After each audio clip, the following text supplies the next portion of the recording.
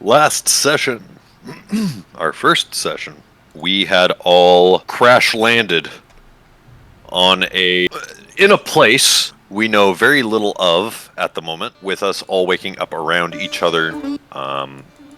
We were able to quickly kind of come to a arrangement of where we are all under the impression that we are going to have a better chance of survival sticking together. We got to learn each other's names, and from there were quickly ambushed by a couple zombies and some corpse flowers. Big moments that happened. We had our Mr. Monk Real over here, who we could say he carried the fight. We were able to dispatch all of them, but he was able to land 2 crits very quickly, giving us a massive lead. We were making progress, thanks to the help of our druid Czar. We had a much easier time actually able to find shelter for the night, which was in good time considering a massive flood storm was about to happen. Upon us making the trek, a couple people got really hit hard with exhaustion, specifically myself and what is it? Alexander, thank you. I need to actually update my name. We were able to make shelter in a cave and rest down for the night. Aurelian, keeping watch during the night, was able to see a couple of glowing eyes that seemed to look at him from the sky. Aurelian had heard voices in his head periodically from time to time as they were traveling. Upon waking up in the morning, we started our next part of our trek. We're able to find a roaming village caravan where we had a hostage situation going on. We did try to step forward with the so-called hostage being taken by one of the 2 sides and vanishing. With that being the case, we were approached by a couple of the other people in this camp and told to go visit a seer of sorts. And doing so, upon entering her cart, she had brought out a couple cards and was ready to do a bit of a fortune telling, as it would seem, to this group. So, when last we left things off, you guys had entered, and Madame Magda, she told you to basically take a seat, come sit at her table, and that the truths of Sri Raji may test you yet, but the future, that is always uncertain. Do you guys have anything to say to that first? Do you sit down right away? Do you introduce yourselves? Let's go down the line and kind of explain things a little bit from each person's perspective. Alexander definitely would be caught off guard and sort of skeptical, but I think he wouldn't be leading the conversation. He would probably just abide by the rules and take a seat. I'm a bit confused. What is it that you plan on doing with these cards? We shall see what fate has in store for you and your friends. It is not by chance that you will find yourselves here with me at Madame Magda's macabre masquerade. Do we need to pay you something? All in time. Take a seat. We will get to each of you and then discuss matters of payment. Very well.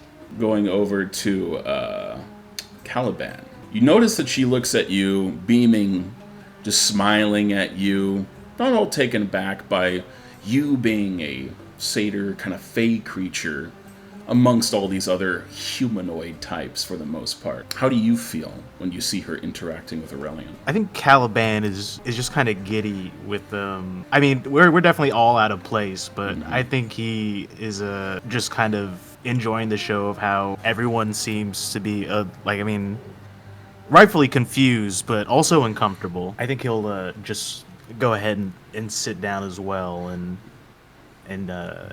just be excited to what the cards have in store for us. Czar, you notice, being quite perceptive, there are already 5 seats laid out across the table, facing 1 seat for her. Moving over to Rail.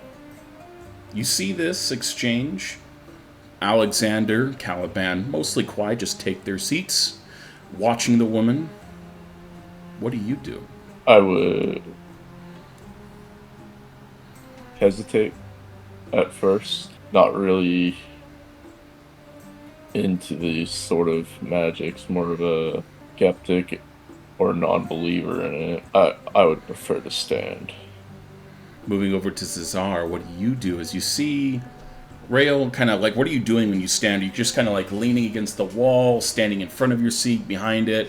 Kind of like, where do you see yourself standing? Standing behind the seat. Okay.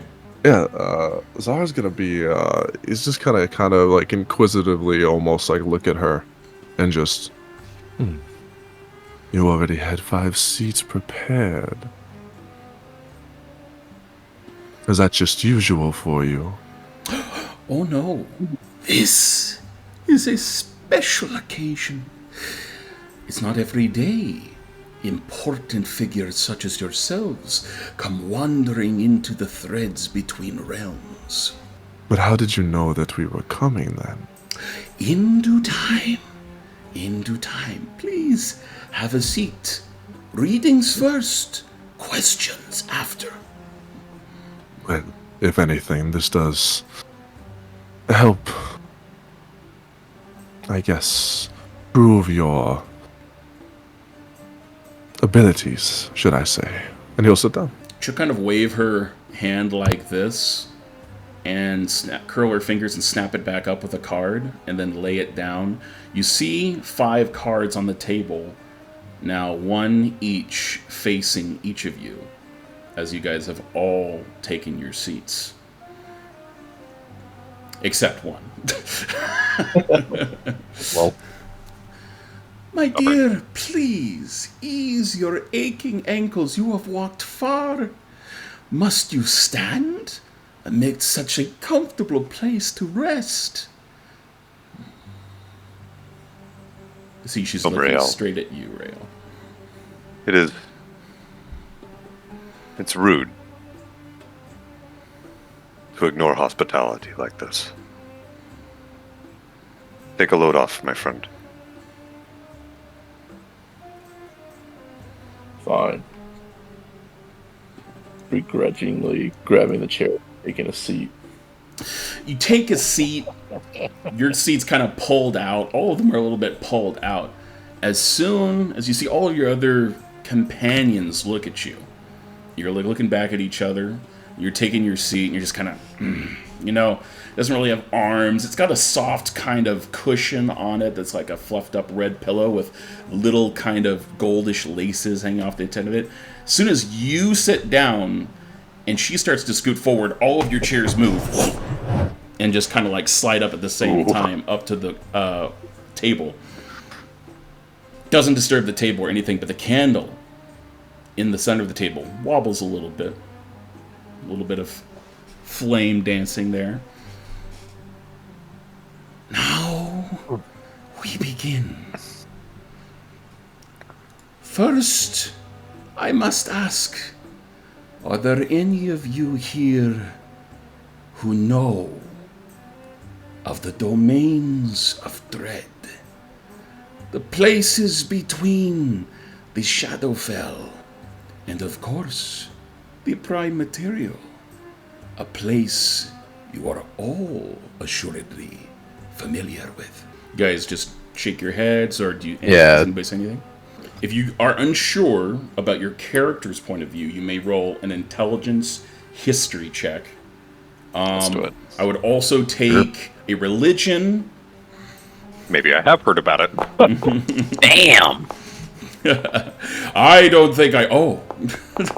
Oh, I know Wait a everything. minute. That thing that I read like when I was That poison. Well, Aurelian. You have an abundance of knowledge. You're highly educated. Czar, you as well. Caliban, did you want to roll, or are you skipping that? I'm gonna say that Caliban has heard of it, but doesn't really know anything about it. Okay, Like, okay. oh yeah, that's a place. Just basic names, right? Aurelian, you know the domains of dread.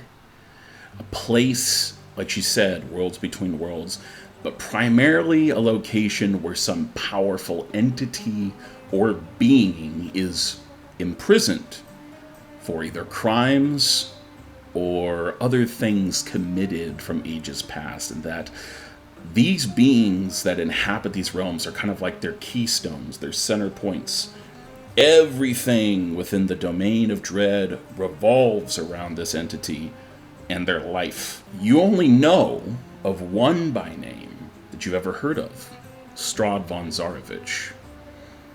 There are many, but this name, that vampire, yeah, you've heard of it before. You've put together this woman sitting across from you, having this knowledge, her get-up, based on the descriptions you've heard of a tribalist people, must be a Vistani. Somebody who is honor-bound to guide others between the realms, and often give them insight as to how to navigate or escape or even accomplish certain things. They're pretty much just the border crossing, the people who sit there at the border who are neutral, have no particular political intent other than just to see you through to your destination. Tell me, Madam Magna, are we in the realm of Strahd von Zarovich? Oh, no. Barovia, while not very far, closer than you might think, is a very different place than the one you will call Sri Raji. Might have happened upon it a while ago in a story, but I don't think it was very well put together. The son who rules over Sri Raji is a very mysterious individual. His life is of tragedy and, to some degree, unimportance, until a moment that struck his and his like as eternal figures among the domains of dread. You sit at his table, the banquet of Sri Raji, of secrets, knowledge of ages past, and dangers always ever present to the few mortals we would call outsiders, like us and you. I've heard tale of the Vistani, but why? Questions later. Very well. Continue. Yo. That's sick. What? That is fucking sick, bro. Yo. That is sick. The 5 cards laid out in front of you, each pointing a little towards each of you. 5 cards, which must be chosen. In what order? Who knows?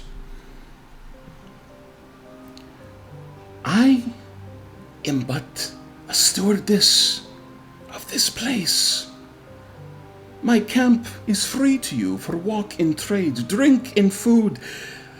But what I can offer most to those like you is a peek at your destiny, the future that was always waiting for you, but a fate only I can help but hint.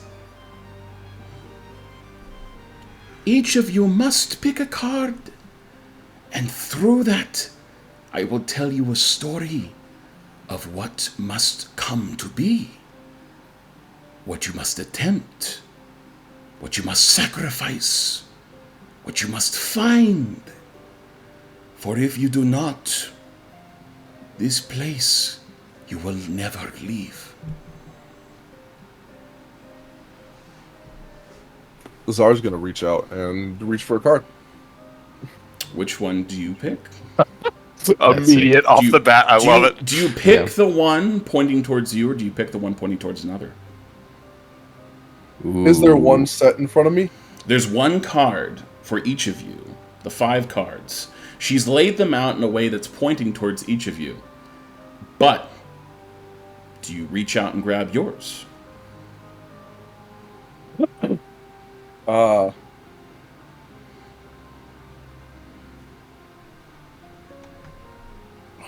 That's actually tough. Shit. The way that see, I was looking at the table different, so I was thinking of things in a different way. So this changes the way I want to look at this. I see the We establish a question order. on your face. You do not know which card to pick. Fear not. There is intention behind the one pointing towards you. Each of you seeks something other than just freedom. The cards know it. They will show you what you are destined for. Alright, he'll flip over his card. Okay. Based on your seating arrangement, that is going to be this one. Which one? I see. Oh. I have drawn the king. The king of charisma. For one such as yourself, Bro, this is so fucking cool. This is really cool, yeah. I love how he has the actual fucking Yeah, I know. cards. That's the cool part. I had no idea he had these It's a either, fucking which flex, is the best too. part. He's like, fuck you, Pat. You Is there never a knew." moment for Zar to speak here? Sure. He's gonna pipe up and kind of say, I'm sure you have something wrong there. I would not consider myself the charismatic kind. She swings her hand across the table in an arc, spilling cards around, and yours floats upwards into the air. an ally you must find.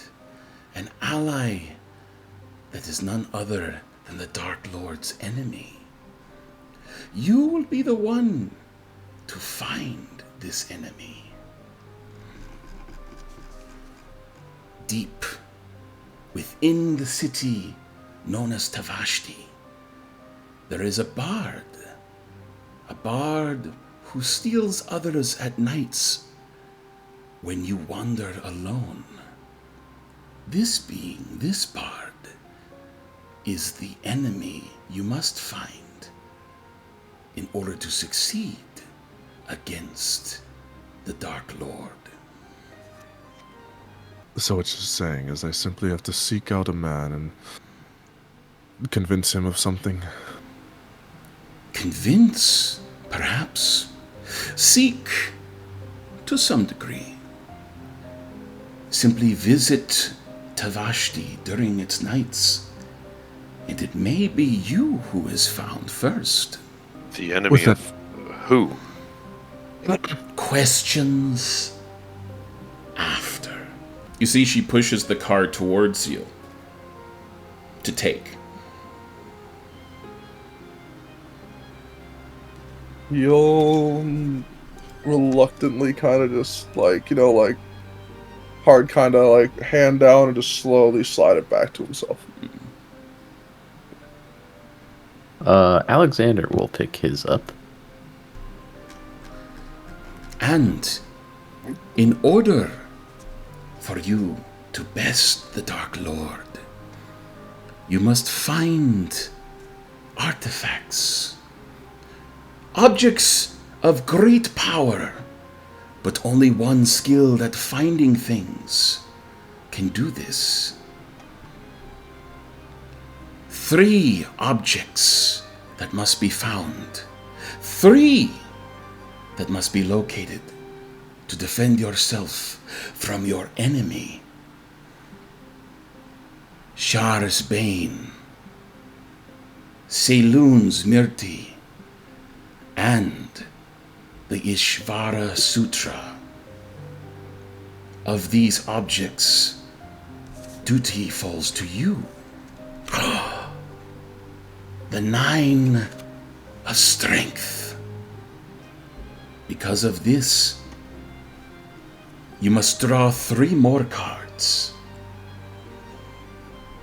Oh, okay. I'm assuming they're all laid out, or She's going to hold the deck out for you.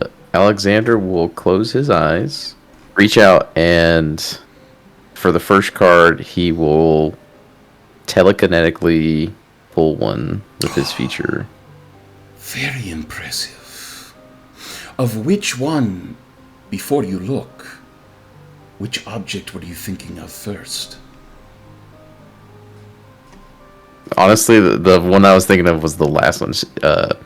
So he'll repeat the Savarish. The Ishvara Sutra. Ishvara Sutra.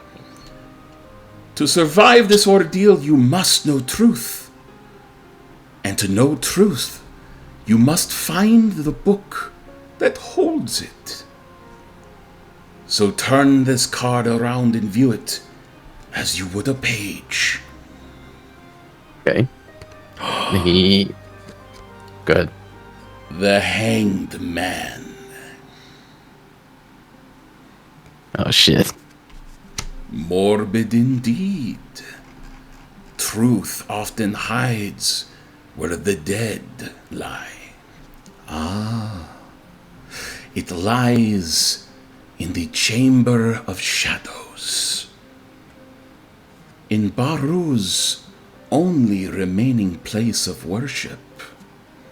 And she hands you the card of the Hanged Okay. Man. You will take the card, and then I still need to pick 2 more, correct? But the Okay. Ishvara Sutra you may write down. The clue is it lies in the I Chamber of see. Shadows in Bahru's only remaining place of worship. Take a card, Okay. but He think strongly of which item next you would find.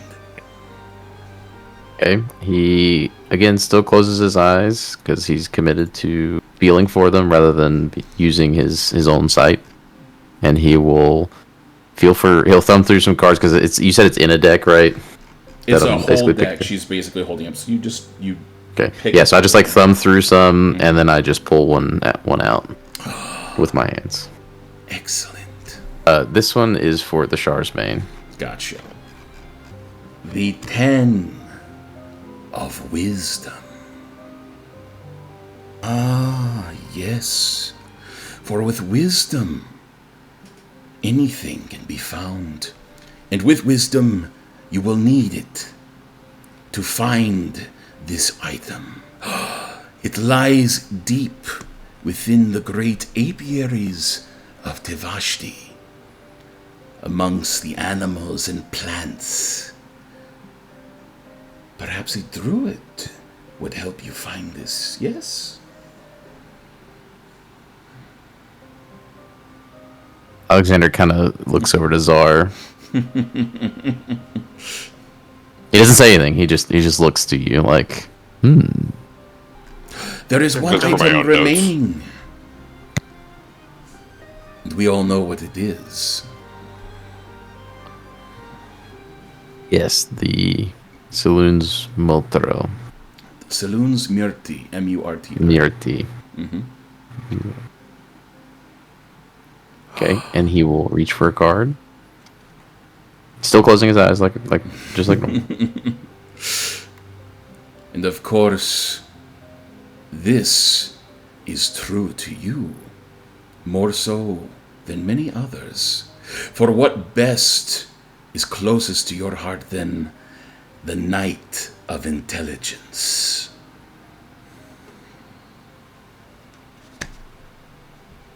Seems more up my alley for sure.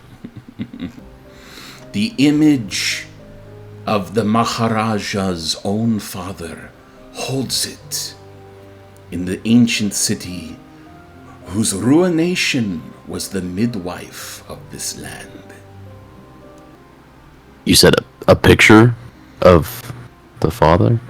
She said the image, but you're free to interpret. Image, sure. That was a lot of drawing for me. I didn't realize this was going to be all about me. I'm sorry. Do not fret. These items are the key for you to gain your freedom and perhaps defeat the greatest evil Sri Raji has ever known. But evil, that is for the gods to decide, no? Surely I would have to agree. no man would claim to be free of evil, nor completely good. We all must accept the darkest parts of our heart. You see, she slyly looks across the table and lands her eye on one of you.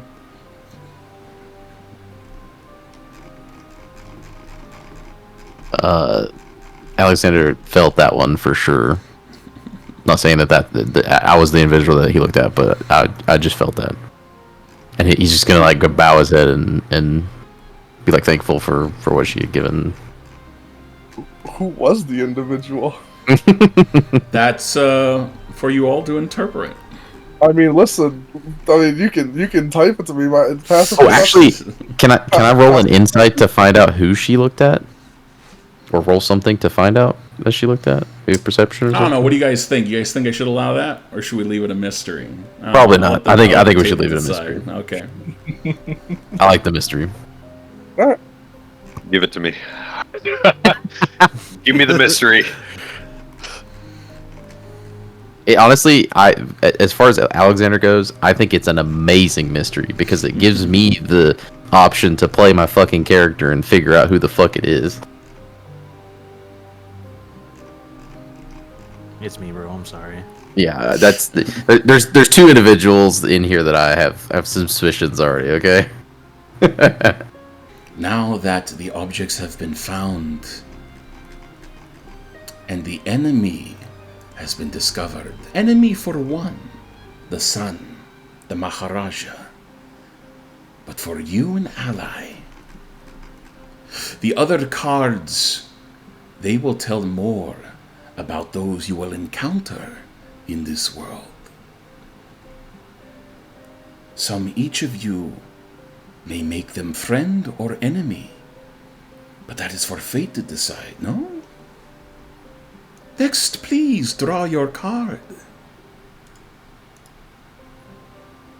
Caliban will reach out for the card in front of him.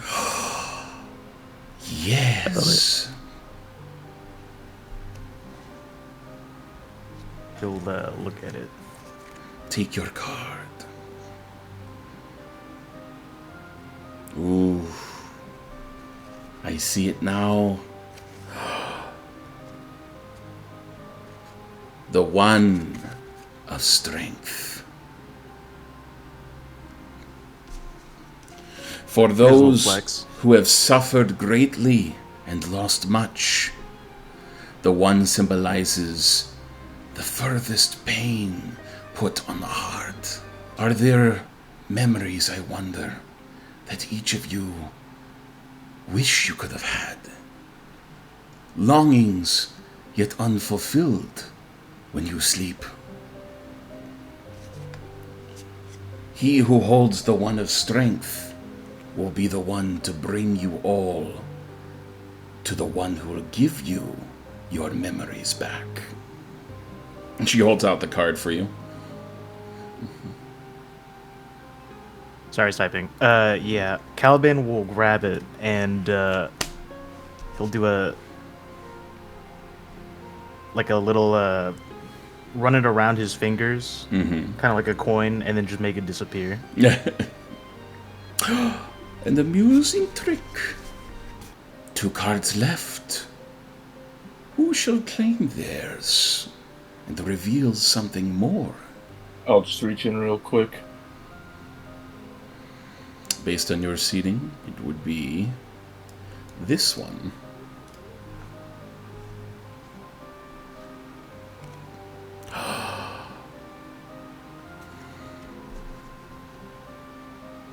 You have drawn the sun.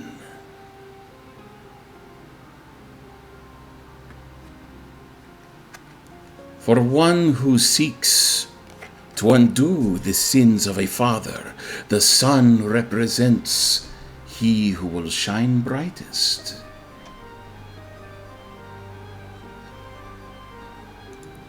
A path walked in lingering shadows. The sun will be the one to guide the others where they cannot tread alone. This person shall discover not one, but two of the artifacts along your journey. Follow this person intently, and they will reveal much. And she hands you the card. Do you take it? You'd say it's one of two artifacts that he will find? Yeah. He will be the one to find not one, but two artifacts of what was listed that he drew. Yeah. There is but one more card, and one more face filled with trouble I see, shifting in his armor. As she says that, I'm like legit like in the process of shuffling uncomfortably in my armor.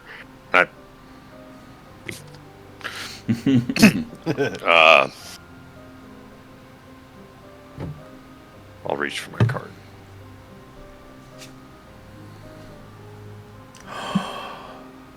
But of course, for you, it could be none other than the chariot. For one who seeks and has sought to lead so many, it is unfortunate what happens to such leaders. Sometimes their gifts go unwelcomed and without thanks. But for the one who holds the chariot, this person will have the better knowledge that he will guide all others properly along the way, as long as he puts his faith in those he travels with. For this, the chariot will bring all of you safely home if you but follow his lead. There is one you must discover, chariot. This person has yet to show themselves to you, but when they do, it will make things all the more clearer. Know that they watch you intently now, as they always have.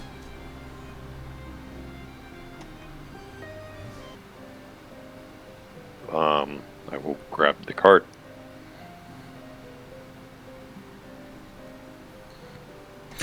Meta-wise, and this is something I'll be sure to write down, while you all have the cards currently on your possession, allowing whenever you guys try to find something, or it has to be a roll in tandem with finding the thing you're looking for attached to the card, it will be made with advantage.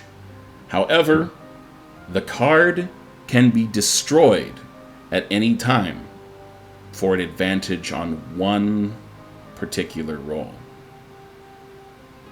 Once you've found said item, object, or person, the card will still have this property. So if you're no longer looking for the thing attached to the subject of the card, you can just use it as basically a free reroll in the future of one d20 roll. If you had the chance to change your fate, would you? And now, as promised, questions! You must have so many. Now that you have a path laid before you, I can safely let you tread from this camp, and I will have done what the powers of this world have bestowed upon me. Yeah, where do you recommend going next from here? you would do well to seek out the city of Pakat. Somewhat large compared to many of the other cities here, of which there are 4 on the island of Sri Raji. Pakat is a blessing from the jungle, but also a hive of the most danger in Sri Raji among its people. A place where no one should be trusted lest they prove themselves first. So in due time, you will arrive there. Simply head northeast.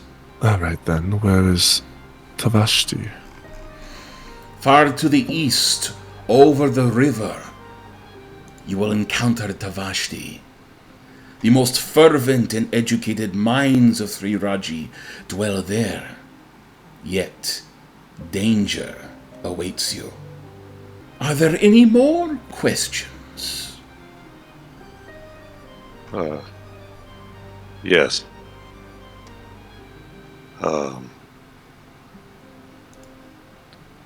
You talked about the King of Charisma, a bard who is the enemy of a certain being of Sri Raji. Who is this being? Unfortunately, names are something that hold great power in Sri Raji. Some names are protected, and such here I must abide by the rules and not speak of them, so as the Dark Lord has decreed.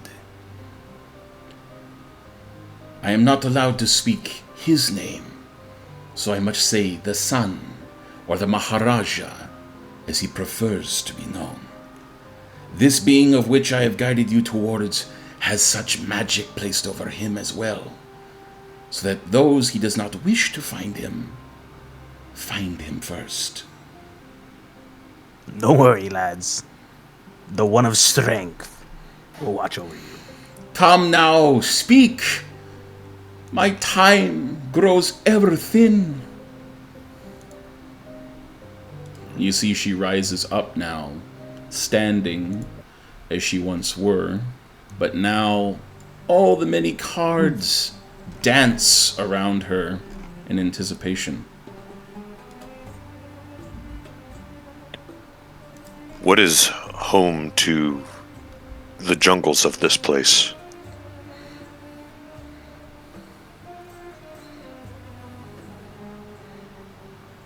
Home? What might we encounter? Such a simple question. Everything and nothing.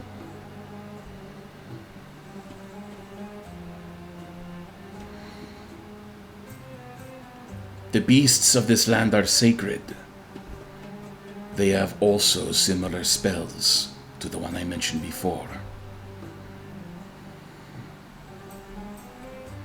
The Maharaja does not wish me to tell you this, I'm afraid. I apologize, my friends, but while I am here, I must stay true to the rules that bind me. As far as you can tell, your gut gives you the feeling that she's saying the truth. However, you have some reservation about this so-called magic. You know, that seems to be... You think maybe it's more a person she fears, or something that's got her thumb on her that's keeping her from speaking. A more practical, logical answer sounds more to the point to you than just magic. So you think that's kind of bullshit, but aside from that, you're kind of like, she's telling the truth, so...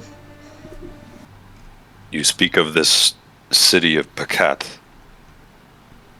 Pakat, yes. What might be some of the things we need to know about this city? Are there any rules, regulations, anything we need to be prepared for before we enter? There is a great deal of rules. A litany of rules, endless. A room papers upon papers of minor acts of dissension, dissolution, suspicion of its leader, Ramanand, who thinks that all attempt to undo him. His paranoia knows no ends. And so he has many rules plastered everywhere, on every street corner, signpost, floor, detailing innumerable things that you must abide by in his realm or suffer the consequences. Of Pakat, the weight of rules will crush you. I have a question. Yes. What is the ancient city? The ancient city, Bahru. Long ago, this city, it rose to such prominence, and you see she swaths her hand across the table. And as she does so, the spectral image of a man appears on the table.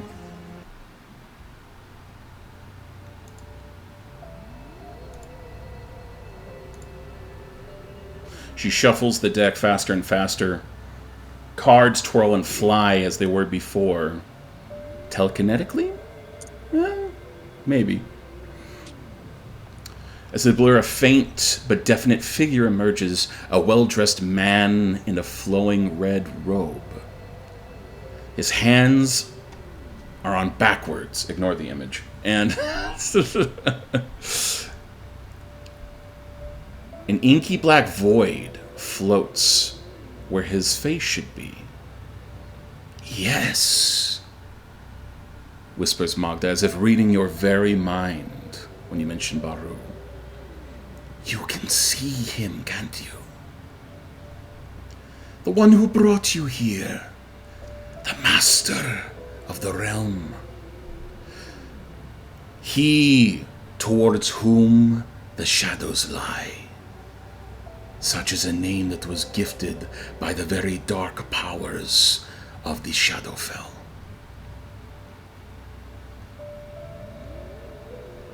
And as she says that, the vision of the void-faced entity throws its head back in laughter.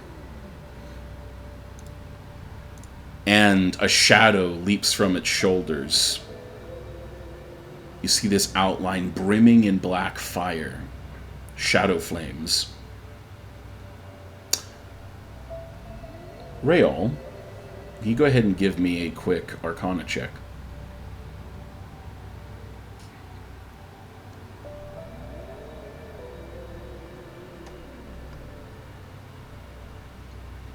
That's what I like to fucking see. Let's go.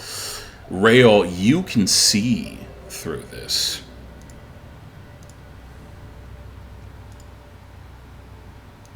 Whoa. Yo. Shadow fire.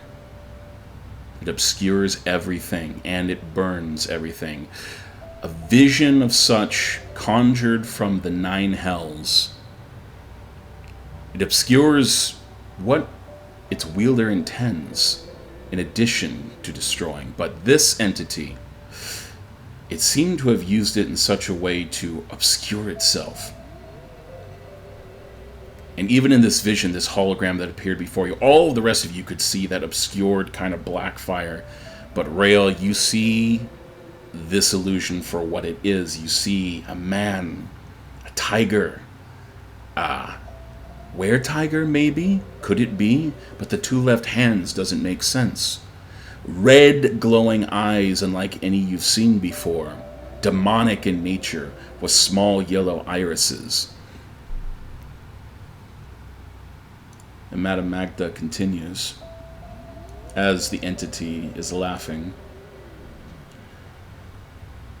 Just as the germinating seed grows upwards, knowing nothing of the sun towards which it strives, so here you were brought by powers arcane and terrific Indeed, by the Maharaja himself. Arejani. You see, she gasps as if she can suddenly say the name for the first time. Arejani. The cards all drop around her to a clatter. If unopposed, Her voice starts to resonate Oh and shit. reverberate. he will have you as servants first, and dinner second. Bahru, the place of which he lies, the pinnacle of his triumph.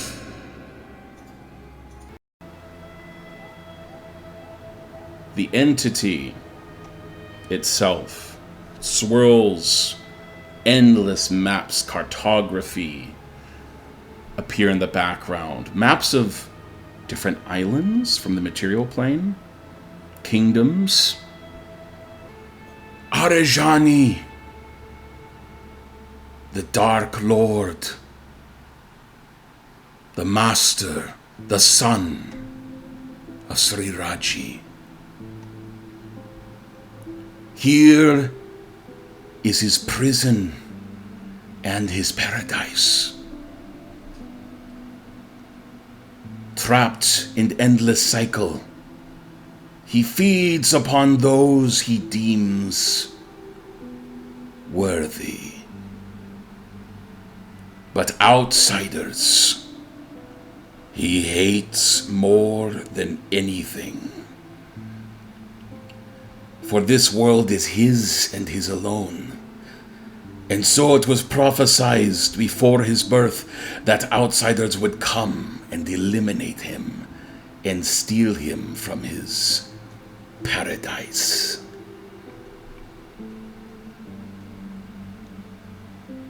He was born the 13th son of Grazit, the demon lord, cast, rejected, howling into the void. His brethren Rakshasa laughed at him. It drove him to madness. For this place, there is no escape. The dark powers drew him and all of his subjects here, so that they all be eternally tormented for a crime he claims he did not commit.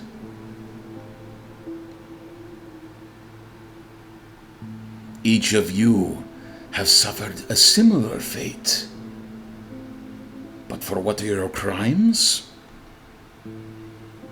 Only the universe knows. Can any of you bring about any sense, any feeling, any longing of what brought you here? For that, you all know the answer. Yeah. The one exception is Arejani.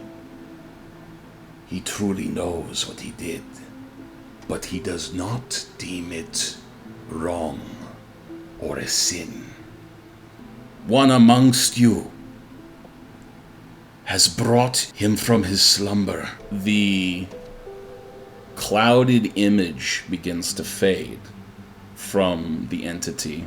He will stop at nothing to find those who have wronged him. Arejani will seek out those who threaten his rule. He will find them and he will enslave them or consume them. This is the destiny he has prepared for you. As to why he has brought you here, only he knows. Look upon the face of your rival. It is he you must destroy or be destroyed.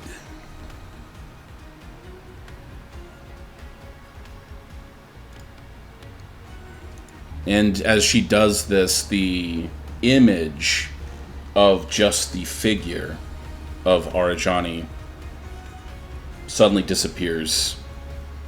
And all you see before you as the cards have fallen is her again touching her hands on the table. But where the table was now, you see the darkness of a void swirling on top of where the cards were and the basically the mat was. 4 factions. 4 organizations will you encounter in Sri Raji. Know their names. The first, the believers. Those who worship Arjani, the sisters of the Maharaja, the many cultists who think that he is right, an all-knowing God, the sisters, infinite in number, but ruled over by the High Priestess and Arjani himself. In the kingdom of Bahru they stand, the many thousand steps towards his great temple of Kali. They will ensure no mortal sets first upon even a single step, lest be destroyed. From here, the constant dwelling of the sisters that he has wrested from his father dwells. And is here he bewitched all and claimed his rightful place, destroying all opposition, lest they believe him less than a god. The sisters follow him faithfully, never spurring from their faith. They all kneeled before the Maharaja. Is there a certain attire that we might recognize any of these sisters? Of course, purple clothed. Their cult stands out amongst the many other denizens of Sri Raji. They come from all walks of life, but they all believe wholly in the Maharaja. A believer kneels in the market, they chant in the rain, they smile with hollow eyes, they believe in Arajani and their faith is deeper than death. For those who follow him in this realm, they only have the world to gain. But then there are those who yet oppose him. The knives, the agents in the dark, the organization that wishes to undo all that Arajani hopes to gain. Not all rebels shout in the streets, some slit throats in the dark and vanish without a trace. The knives are blades honed on despair. Those who wish to operate underneath the sisters in Arajani's regime, destroying them, and collaborators who would work with the cult. The assassins treat all outside their organization as potential enemies, so they have few friends. Amongst their ranks are very powerful beings, entities that roam about the very jungles of Sri Raji. They are made from both men and monster beasts, were-tigers.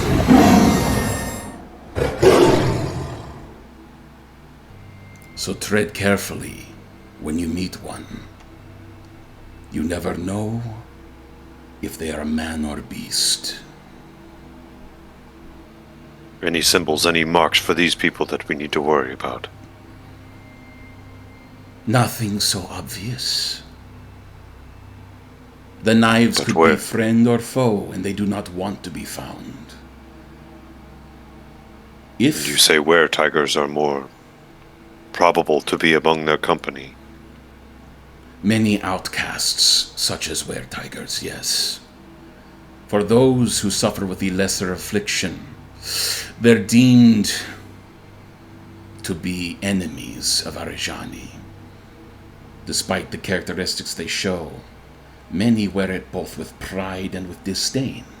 Among those who do not call themselves knives or believers, you will also meet the thrivers. Merchants, mostly. Those politically inclined against taking, say, from just the rich. The redistribution of wealth amongst three Raji is their ultimate goal, to bring all down higher-ups of power to the lower middle class. There should be no royalty, no sisters, no rich, only communal living. The thrivers want all to prosper, man, child, and beast. Equality is their share. If it is equality you seek, then you may yet find friends, but be careful, for those of greed, selfishness, or desires of power are their enemy. Are all of these factions mainly located within Devashti? They exist everywhere. You will find members of each of these factions in every hole, in every palace, in every jungle tree that you turn. They wander through Raji as you do. Some overstate their presence, and others keep themselves hidden.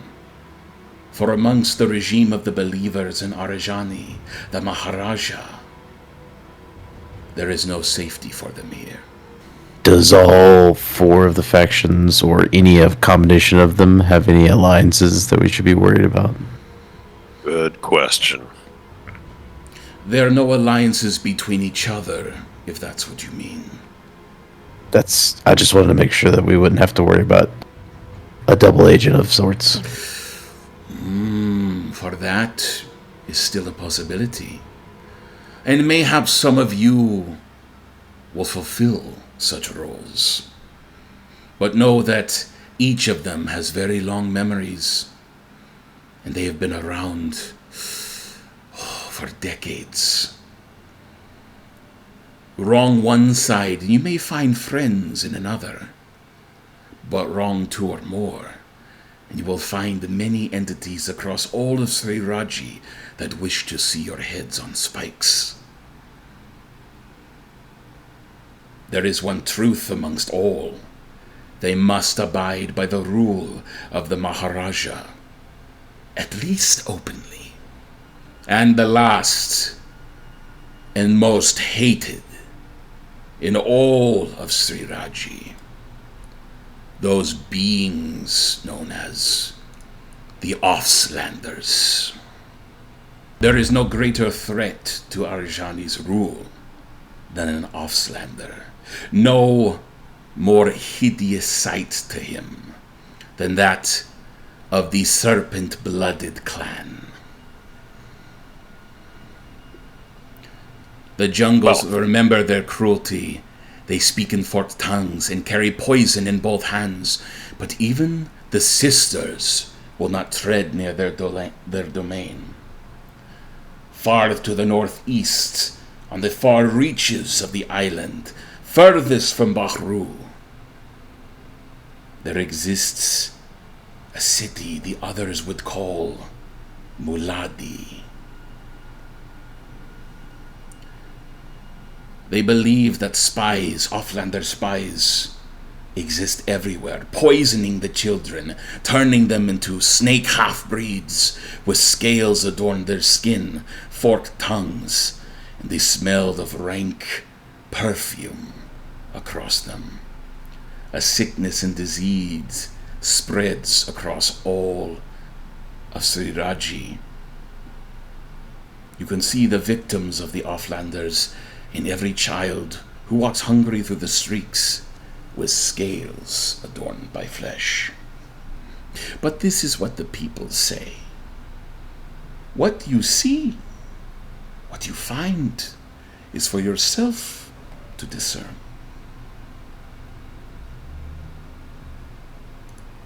Is there any chance you can give us an idea of how welcoming these four factions are to outsiders? Not necessarily to join their organizations, but just to work with them. For some, outsiders are an eyesore. For others, potential opportunity. There are many on Raji who would gladly turn in an outsider for favor to the Maharaja. But there are also many who see them as a way to dethrone the one power that has ruled over them for centuries.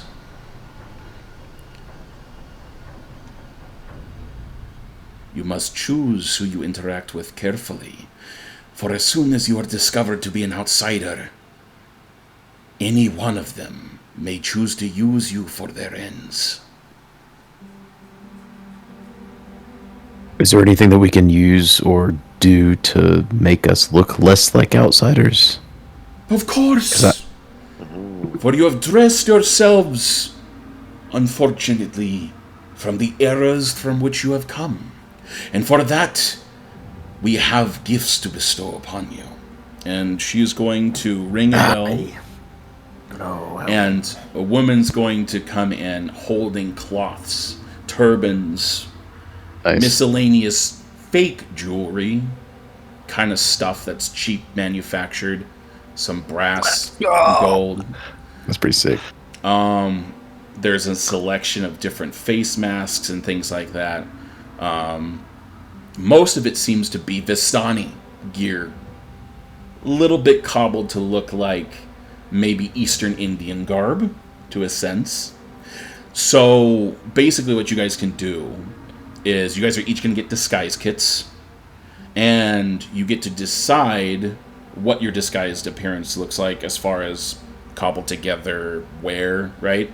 Now, if you choose to wear your armor, if you choose to wear your magical cloaks, if you choose to wear enchanted weaponry, these have specific looks and designs.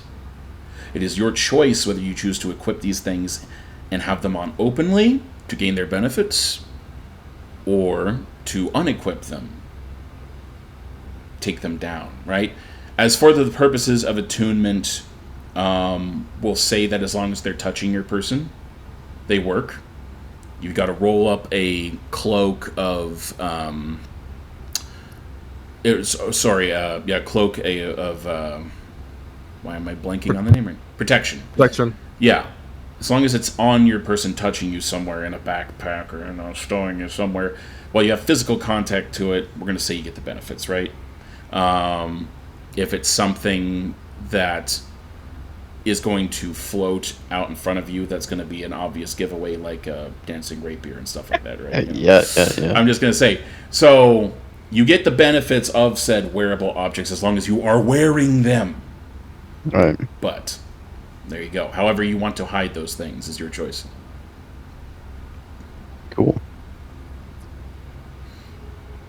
Take these and keep yourselves hidden for as long as you can. Bakat is mostly kept under rule by the sisters and the believers. Many of them walk the streets and guard every gate entrance. They are very cautionary.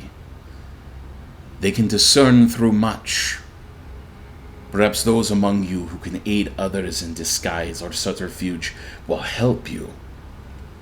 But just know you are competing with the eyes and ears of the Maharaja.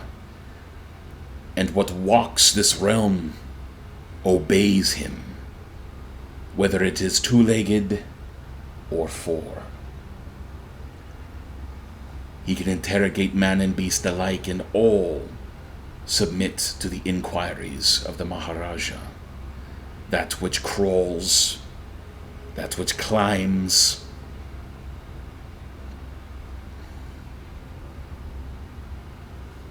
How do you recommend that we travel across the lands? Because we don't really have any type of vehicle or horseback or something. That is for you to discover. I can offer you a cart of the Vistani. But unfortunately, we have no major beast of burden to offer you, except an old horse. That Okay. would not be able to survive long pulling such cart. It is old and weak. So it is your choice. If you can find suitable beast, maybe in Pakat, you could take this cart and travel further. But for now, I can offer you but this and my readings for the future. Well, we appreciate it. I have a question as well, there, Madam Magda. Of course. There was a girl before we came to your door. I'd like to use keen mind to remember the name of that girl. Was the name spoken aloud? Yeah, I'm trying to remember really quick. If it was Yes. spoken aloud. I think I Yes, remember her yeah, saying it was. Yeah. Ah, yes. She seemed to be taken away by more of what looked like Vistani. I don't know any of possibly what might be going on, but who was she and why was she under oppression like that? Ziadwa, Yes. a child of mischief and mirth. She was one of us for some time. But then she left us. A very mournful day. She had sought refuge from those who pursued her and decided to come back. We welcomed her with open arms into the fold. And you tell me she has been taken? Yes, there was a woman. She bit her on the neck and took her away by some means of teleportation. It sounds like an offslander to me. What was her name? I do not know.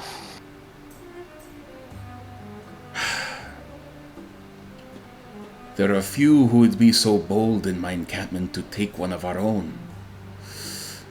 But unfortunately, Muladi is on the other side of the island. If that is where she was taken, to the home of the Offslanders, there is very little I can do.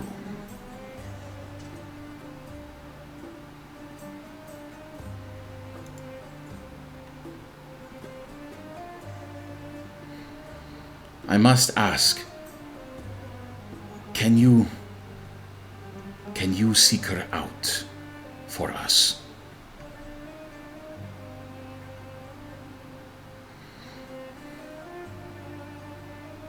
Of course, love. We'll bring her right back.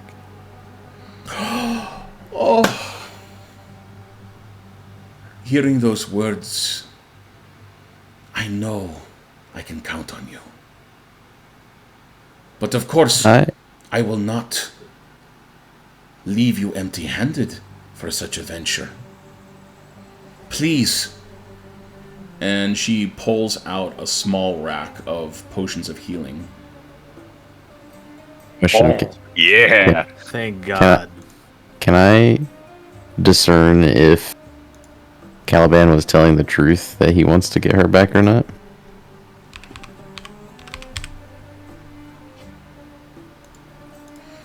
You can do an insight check against if he's lying, he rolls a deception check. That's the thing.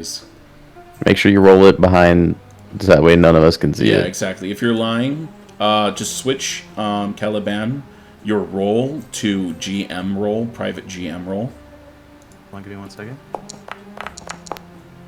So give me a second. Woo! God dang! It's the only thing I'm good at, okay? Let's go, brother!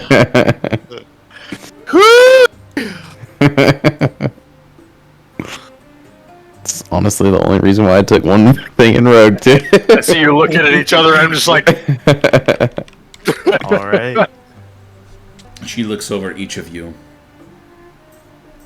For going on this quest of sorts to save my beloved Zaya, I will bestow upon you 3. Much appreciated. And of course more, should you bring Zia back to us safely. Dia, somebody precious to you all. For the Vistani, there is nothing more precious than family. Our brothers and sisters who walk away from us, they leave the embrace of fate and they venture out to claim what they must. It is a loss, much like a mourning we go through when this happens. But when they return to us, it is as if the dead have been restored to life and they have rejoined us again. Very well. But you must go now. Reach Pakat.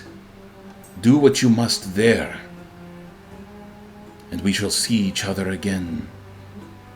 Perhaps soon. One last thing before you go. Of course.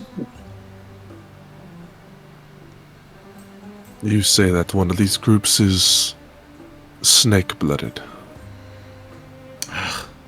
The Offlanders. I was waiting for this. I assume much like myself. Give me your hand. Uh-oh. He will reluctantly give her his hand. Oof, you turn into a full snake. You see, though, she takes out a dagger and points it at your palm. Doesn't stab it or anything. Though she does bring it out rather quick and kind of like hold it to your palm and points upon certain lines. You bear similar, very similar markings to that of the Offlander, but you are in fact different. You are not of Sri Raji. And for that, there may be a separation between the two. These beings, known as Offlanders, are different than you. Perhaps cousins of sorts. Would I be mistaken for one of them easily? If you disguise yourself, well, no. But the scales and the fangs. To many, I would assume you either look as one, as they may picture, or as one of the many afflicted who wanders in and out of Bakat.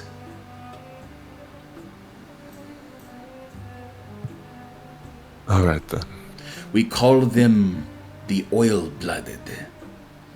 For if stabbed, they leak oil. And she draws the dagger across your palm ever so slightly, leaving a trail of blood. But it's not oil that comes out of you, it is blood. This is what you truly must hide. If you bleed not oil but blood, looking as you do, There is not a living being on this island who would rest or give up the opportunity before killing you.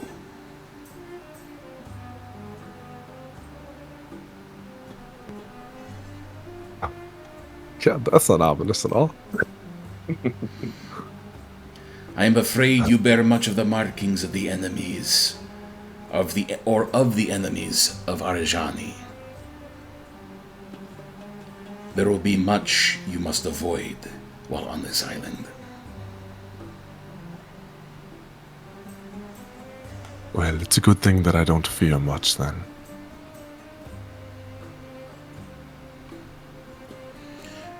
For that, we're going to move you guys back outside. But so far, you guys have your clothes, you've got your potions, you got your cards. And I'm going to go back and I'm going to add those cards basically to your guys' inventory later on, so you guys will kind of have what card it was, and it'll be like a consumable basically, so you can basically, I'm going to burn this card and, use its effect. But yeah. Did I get 4 cards? You can hold on to all of them, or you can spread them out amongst the party. So that's kind of like you were the one who got to draw all of those. Doesn't necessarily mean that you are the only one who owns them, though. Anybody can give any of their cards to the party member of their choosing. However, the effect of gaining advantage towards finding what you're looking for only works for the person who drew it. So. Oh. Yeah. So those 4 technically are only to me because I drew them? The artifact ones are an exception to that rule. So. Okay. Pretty Okay, much cool, the only exception, yeah. Good to know. Okay, well, I guess if we're just kind of standing around, Alexander's going to kind of look to the group. And he's going to go, I don't know about you guys, but it seems like we're kind of destined to be together. I know we don't really trust each other. And I don't really know what to do other than to head to the city. Does anyone have anything that they think we should do before we go, or should we just try to get there as quickly as possible and try to get this nightmare over? But I definitely don't think that waiting till morning would benefit us. Seeing as though, at the moment, it is nighttime, we have a better chance of sneaking in. Especially with the disguise kits that we were given. There is something that I think we should take care of before we decide to traverse any further. And I'm not going to force names upon any of you, but something that we were just told is names are very valuable. I do think that it would behoove us to come up with some sort of a code name, a way to protect ourselves should somebody actually get a hold of any of us. At least it is an easy way for us to be able to hunt each other out should we ever get separated. And it is a good way of being able to make sure that our true names are covert. Honestly, I think the best person to even come up with this name might be Caravan. He's got some very inspiring words. Caliban will just look everyone up and down. Who's flipping me around like that? Only I could do it. Yes. Give me some time. I'll think of something. Of course. For now, everybody should have something prepped. When Caliban chooses to unveil those names to us, I agree. It would be good to have something from somebody who is probably more knowledgeable in the ways of words. However, under no circumstances, give away your name. Can we all agree on that?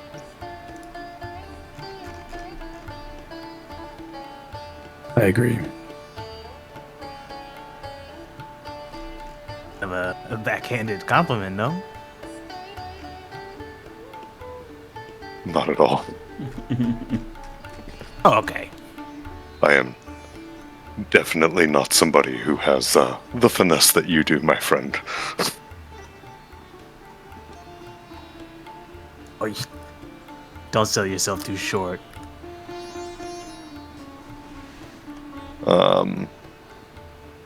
But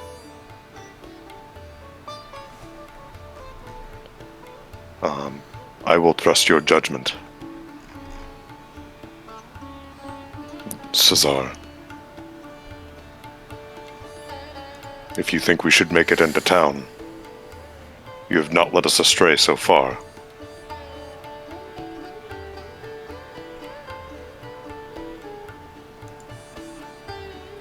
As I said, the nighttime will help hide features, as you know, that I seem to have some that may cause us problems.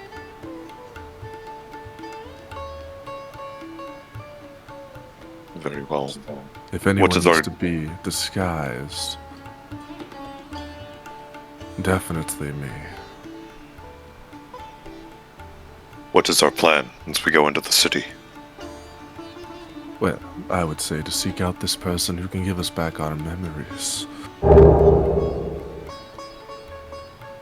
I'm not opposed.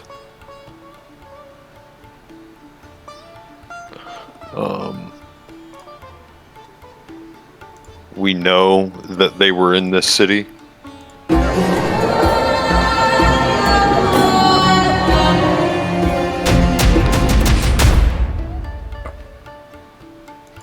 Yeah, they are in a cot. Okay, cool. And who was the people we're talking about? Or person?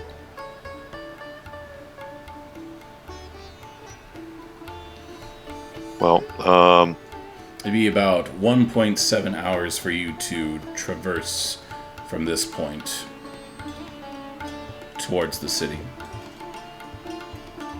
Doesn't seem too bad. And did we agree not to take the cart with the old horse? no, I believe we are taking the cart. But as far as things go, I mean, unless you guys want to travel on foot. I think cart's the move. This depends. And are you taking anything else in your cart with you? Are you guys gonna try to stock up on provisions? It'd probably be We- smart. Is there anything we should grab to help us travel during the night? I don't know if we need any like lanterns or anything. You guys could ask. I mean, so far they've offered you a cart.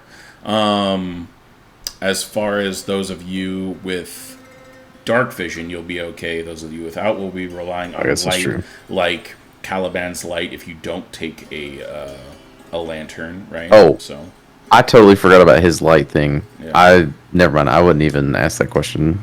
it just You would depends. trust. I got you. I got Which you. looks more suspicious, a magical pink light or a lantern, as well as when you're traveling. You don't know who's going to see you coming, so depends on how much you guys Sure. want to blend in. The goal is to blend in. Oh, and actually, I just realized Commune with Nature is a ritual that I can literally cast constantly. Only takes me a minute. So yeah, if we have a That's cart insane. and something like pulling me out of cart, I can literally just sit in a cart and just commune with nature to know where things are. Remember what happened last time, though? Oh yeah, I haven't forgotten. Don't worry. Okay. I'm just saying I can do this. Oh, you I'm certainly not saying can. I will do this. Yes, you can. I definitely can.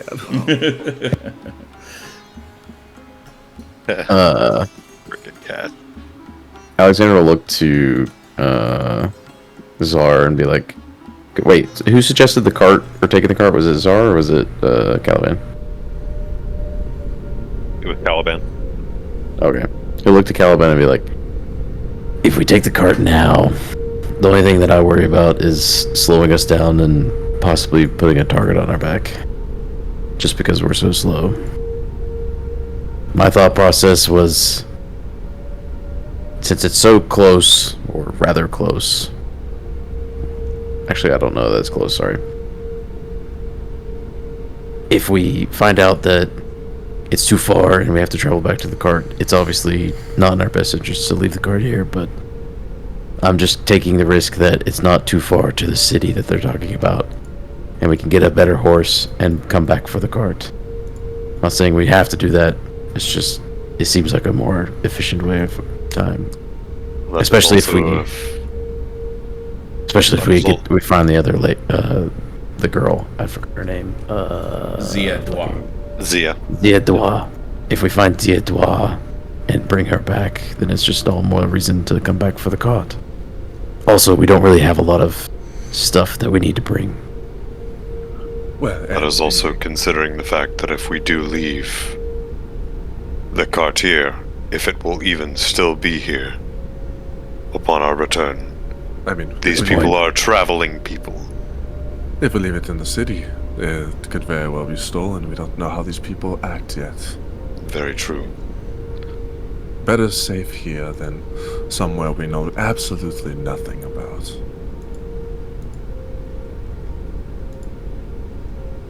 If anything, we can maybe try to get some money to get a cart if we need to. I do have some on me if we need some. I have a little. Well, if there are anything like Zaz thinks, maybe just taking a cart would be just as easy. It is a free cart, so if it gets stolen, it's not like it's the end of the world.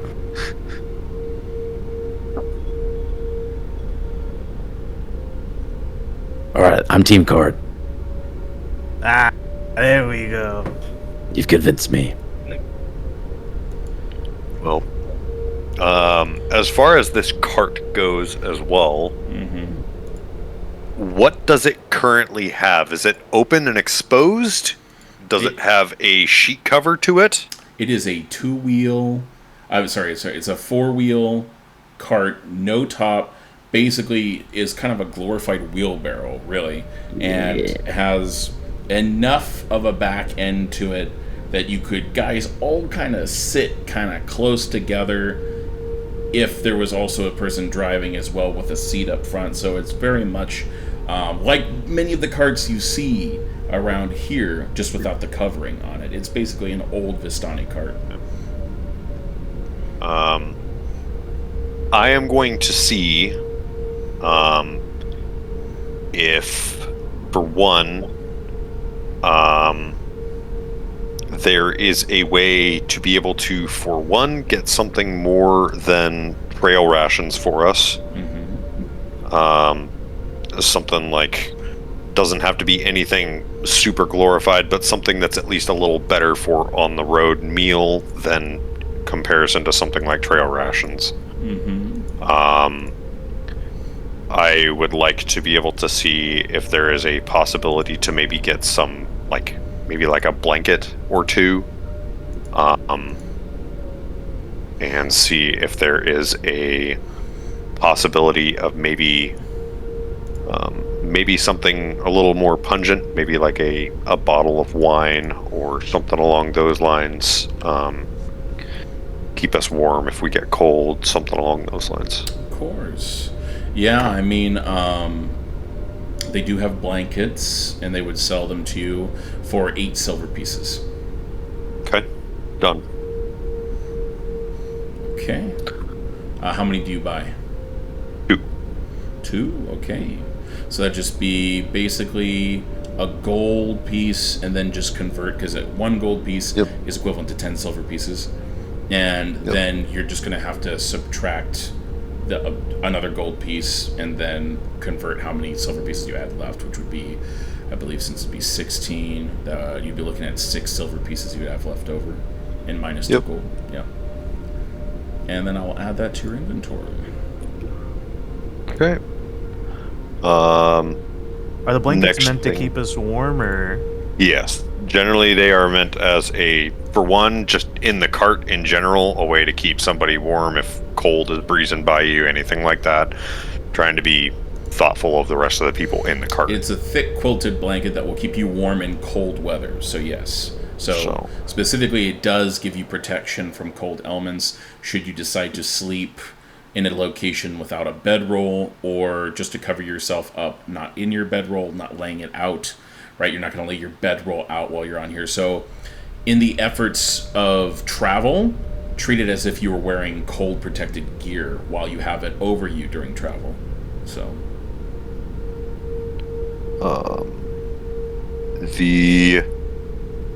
Okay, next thing I've got would be the bottle of wine. Mm-hmm. Or some kind of liquor, something different than water. Yeah. It depends on what you ask for, if they have it or not. I think I'm probably just going to do something like wine. Mm-hmm. I'm going to try to get kind of like a mid-grade wine. Mid-grade? Okay. Mid-grade. Oh, mid-grade. Well, they do have aged goodberry, which is very much like the good berries of druids distilled into a wine. Okay. Thick red, miraculous, made from magical good berries and peonies, using closely kept family recipe. Tastes fruity and floral, with notes of honey. The bottle comes with 8 servings of the syrupy potion, which will each take 1 minute to drink. When you drink this wine, you gain hit points by spending any number of hit dice as you finish a short rest. You gain 1 extra hit point for each hit die you spend this way, and those go for about 15 gold each. That's fine. I'm just going to do 1 for now. Okay. Alright, just 1. So I will add that to your character sheet as well. They go over and they're bringing up their cat. They're kind of like moving around, carrying boxes of crates around of supplies, and you're just like, oh, excuse me, and you just kind of like point out the good berry wine that they're toting around, and one of the guys is just kind of like, you offer him gold, showing him to him, and he's like, oh, okay, and he just gives you a bottle and just asks for 15 gold. Just kind of, he's got some kind of like tattoos on his face and stuff like that, but other than that, quickly does the transaction, goes back to what he was doing. So, thank you very much. Yes, of course. And then final thing, what was the other thing I said that we were going to get? Something different, other than maybe like trail rations. That would give the guys something at least good to eat. I want to try to get something for everybody in the cart. Okay. You can go ahead and get fresh food, but it's going to have to be consumed within a matter of like 2 to 4 hours. So basically it would last you the trip. And I mean, it would give you sustenance. As far as I would say anything else, I would say it would give you temp HP, but you already have temp HP, so you wouldn't want to overwrite that. So I would assume that you're just going to be eating it for flavor. It's all just character style stuff, so who's hungry? Who wants something different to eat than a piece of beef jerky? Oh, well, I won't say no to that. They got pot of stew going on right now in the center of camp, and you see it's very communal. They'll dip their ladles in, get some of it. It's like lamb stew mixed with different herbs and stuff like that. They got stalks of vegetables in it. There's many lambs, chickens, and all sorts of stuff they have all over the place. But this is very much kind of like a lamb broth and beef stew, you know. Yeah, we're gonna go for it, and it's simple. Come on, you lot. The food for them is very communal. 1 silver piece for a bowl, basically. And it's hot food. Before we leave, let's get some good warm food in our bellies. All need our strength for where we're going. We don't know what we're facing yet. Come on, you lot. Alright. And I'll purchase 1 for everybody in the group. Okay. Well, it counts as you guys eating. You won't for the day, so you won't have to eat a ration for the next day, since you guys will be doing that, and it'd be 5 silver pieces. I am down to 1 silver piece now. Okay. Good to go. Go ahead. Yeah, I want to look into maybe getting like some kind of covering for the cart. Like it doesn't have to be anything super fancy, but just like something to kind of give us that like coverage. Mm-hmm. Like a tarp over the top or something. Yeah, like a tarp or. Yeah. So they do have seamstresses and others who are working like on repairing the carts. You guys go over to talk with them about it. Yeah. Okay. You know, I it's do, at least. sprinkling a little bit out, so they're just kind of undercover and they're just like knitting. It's almost like not like quilting, but they're just kind of like knitting together lots of kind of flannel covered sheets and everything, and they're just kind of like sewing up the seams between the sections that go over the ribbings and the divide on the cart. Who approaches it? Caravan will. Okay. You just see them just kind of working as you approach. Oh, hello. Name? Oh, Caravan. Caliban. Ah, I'm Sarisha. How can I help you? Sarisha, so nice to meet. Me and my companions are about to set out, and we were so generously gifted a cart on to borrow. It seems to be missing a cover. Is there any way that you can help us out with this? Oh, yes. I mean, we can make you a new one. It would just take about 5 days. Holy! Yes. It's a very slow I'm not- process, unfortunately. It's why we haven't already put one on it. I'm not sure if you heard, but we are on a way to get Fire back, and is there any way that we could borrow one that's already made, or some kind of substitute? We're kind of in a hurry. Well, we make them very slow, I'm afraid. We have to make them well in advance before that the issues start to come up. So I don't have like a surplus of them at the moment, I'm afraid. I could try to sell you kind of a damaged one. How damaged? Roll me a percentile. Let's go. Come on, buddy. Well, rolls 100%. Is it high good or low good? Is it like Imagine. 1% damaged or like 100%'s like it's 100% good? Like what's the side of this? What do we want? Basically, that's what it's going to be. Is the lower it is, the more damaged it is. The higher the number, the better condition it's in. I think it's funnier the other way. If you roll like 1%, it's only 1% damage. Yep. Otherwise, it's 100% damage. It's just disintegrated. Yeah. It's ash. Am I rolling an 100? Yeah, It's literally just burnt wood. Just It's 2d10s or a d100. So down the bottom right corner where the dice tray is that shows the 2 dice instead of just the 1 d20, you're going to click on that and hit roll. Okay, cool. Make sure you're set to public if you're not set to public.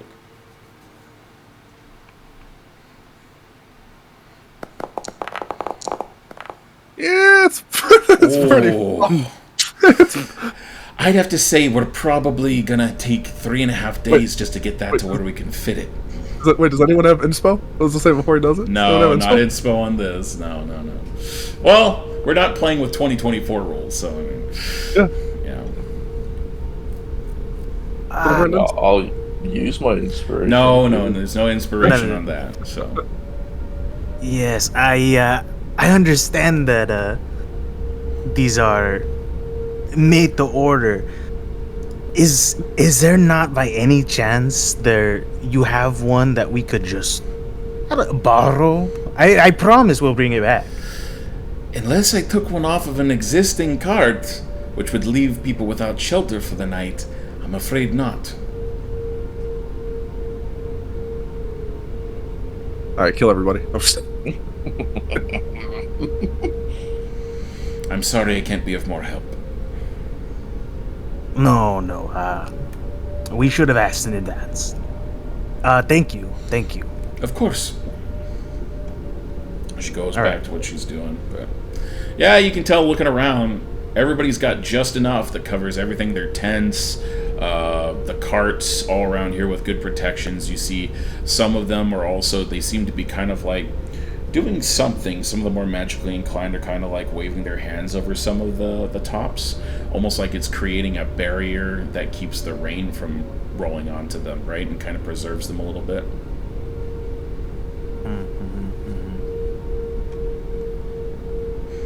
Basically, it's like a Lehman's tiny hut. Yeah. But you go back to the party and tell them what you found out?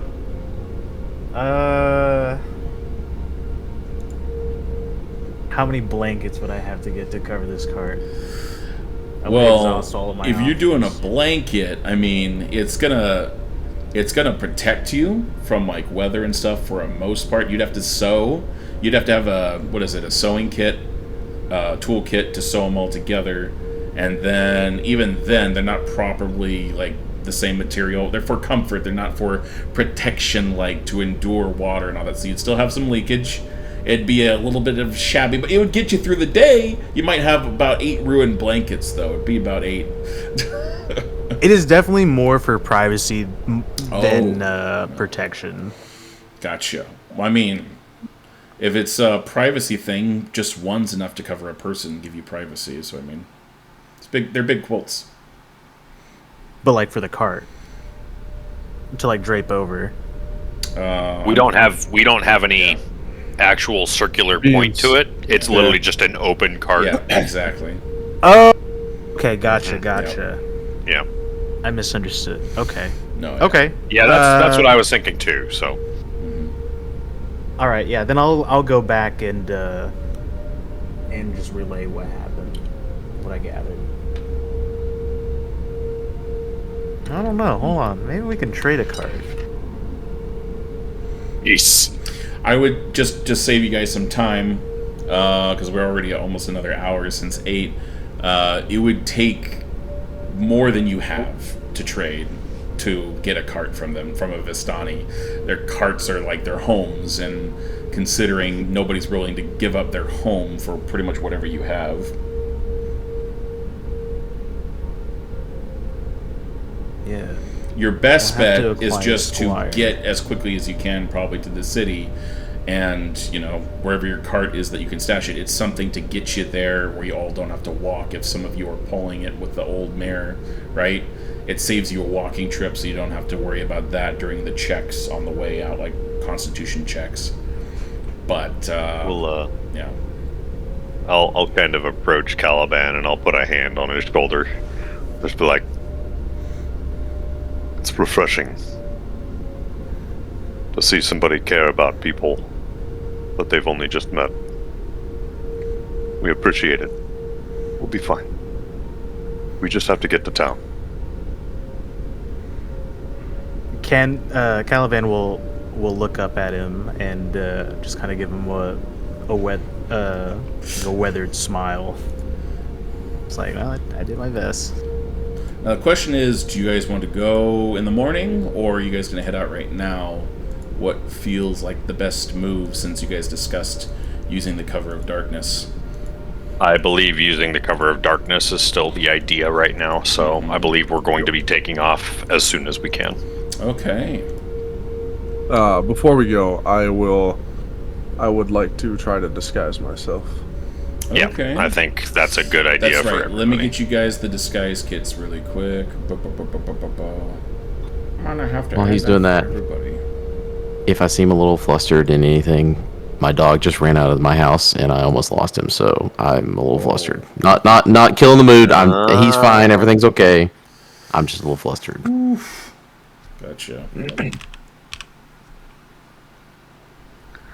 Okay. Well, I didn't escape. Yeah. Well, the fucking you idiot didn't lose that was him. doing my door. No, he's fine. I caught up to him and grabbed him, but the idiot, the DoorDash was DoorDashing my food. Rang the doorbell, which I didn't tell him to ring the doorbell. I told him to leave it at my goddamn door. Stood there and waited for me, and then I put up a gate to kind of prevent them, but I didn't like fully do it because I thought I'd just grab the food and turn around. Well, I turned around and fucking Yeah. Obi's at my feet. like literally outside the door, on my feet, and I'm just like, fuck. And then Spud runs out and attacks him, and then runs away. Oh. Yeah, turn this off while you real quick. So, basically, what we're gonna do is you guys are gonna put on your disguise. You're gonna have to roll deception check. You don't get Damn it. You don't get to do your proficiency unless you're proficient in it. So just keep that in mind. So it's gonna be basically your deception check, and we're gonna hold that roll until otherwise scrutinized. So. Oh boy, this is gonna be This fun. -1 can't go horribly wrong. Yeah, I know. I'm right there with you, buddy.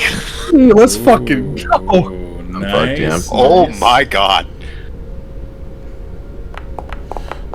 So I'm gonna write. Yeah, let's I'm go. gonna write these God, down. my first good roll. I'm gonna wait till everybody gets all of their good rolls out of the way so that we can have all of the people who are gonna do absolute shit roll last. And I believe Caravan can give bardic inspiration if he has to. Correct? Yeah, I can. Yeah. That was the I can, but don't make me. Is this just a 1d20, or is this a deception? It's gonna be deception. This is a deception. Yeah. We're treating this as your passive deception until otherwise things affect your disguise. This is just to see how good your disguise really is. You know, as much effort as you're putting into it, basically. All right, I'm gonna take the gamble. Oh. I'm gonna burn my inspiration. All right. And then if you guys want to, feel free to describe what efforts... I'll take that. I'll take that. There you go. Describe what efforts you're taking to hide your physical appearance. Now, for some of you, you're humanoids. You don't have to try as hard, right? And you're really just putting on the Eastern Indian head garb and the gear and just making yourself look like, I don't know, you're coming up with a persona, right? Like most charlatans or other characters do. You're coming up with maybe a name, an identity. If somebody asks you who you are, who do you work for, what do you do for a living, you're just kind of coming up with something, a disguise, right? Yeah, I mean, Cesar would try to cover up every part of his body that he can, like as much skin as physically possible. Okay. If there's masks, he's gonna put a mask over his face. Yep, there are masks. So, many of them are Vistani flavored animals, people looking masks, whatever. Describe to me the mask and then the physical disguise that you came up with, right? Is there any draconic masks? Bit on the nose, but let me see. Or any well, nothing snake-like though. There are no draconic masks because they do not know what that is. That's fair. Tell us what you're doing, basically, as far as your disguise. I mean, I'm just gonna basically still like wear the colors. Mm-hmm. But I'm gonna try to fashion it into something like I'm already wearing, like robes with a hood. Okay.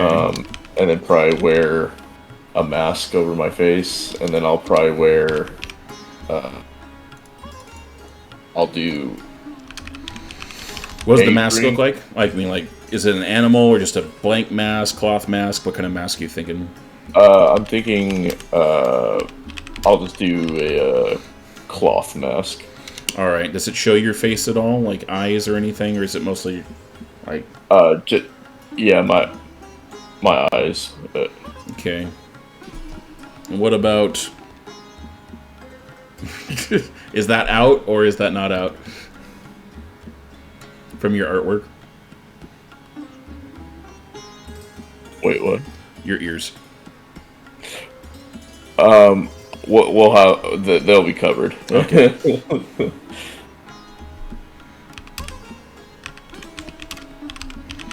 Okay. And then I'll also take 8 rings. Ooh. 8 rings. Yeah, there's a lot of rings. Yeah, the others, the Visani, just kind of see you guys all getting dressed and like putting your stuff on over there, and particularly going heavy on the rings and the masks and some of the foot wrappings and stuff like that. And they're just kind of like,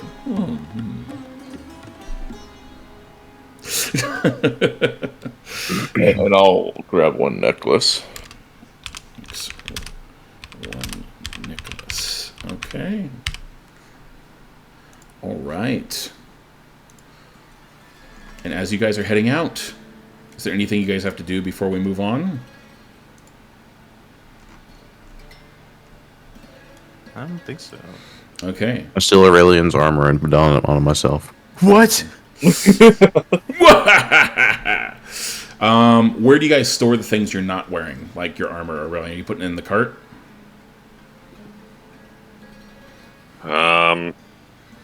That's a good question, because, I mean, I can't just put it in my bag. Yep. The horse is very slow. She's easing along, and she has to stop very frequently. And she's pulling that cart with two people in it. She's just like... So you guys are at it like a brisk walk, basically. You're not moving very fast with this cart. It is going to double your time a little bit from like 1.7 to basically 3.5 hours. But in the amount of time that you're crossing, I have to roll that d20 and see what happens. Let's do it. Oh my. That's a nat 20. That's clearly a good thing. Yeah, is that good? Oh, you guys would love to know. So, as you guys are traveling, We find 1 million gold and end up rich. There's a portal, takes us home. A beholder shows up, and you're all dead. Good luck. I need a d20 roll. D20. Yep. Alright, here we go. Hey,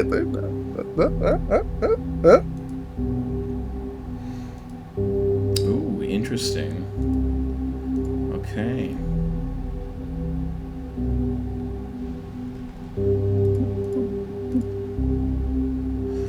As you guys are moving through, there's relatively flat lands, but you're kind of going up on top of a terrace now as the mountain that kind of like peaks in the middle off to the side kind of obstructs a good majority of this flat terrain that's kind of goes off towards the coast.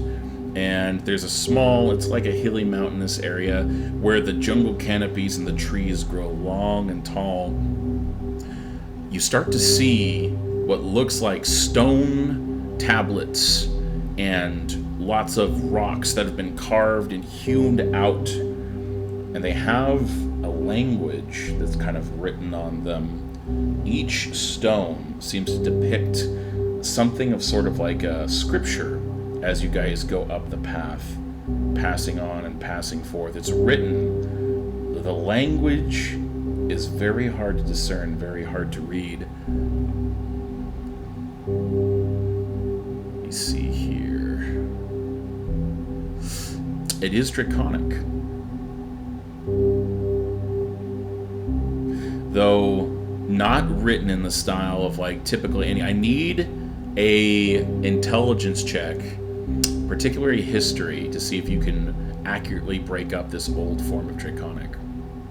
Is it history with the modifier? Because that doesn't actually exist on my sheet, even though you made it on the D&D Beyond sheet. It doesn't exist on this sheet. Yeah, it'd be history with a modifier. Yeah.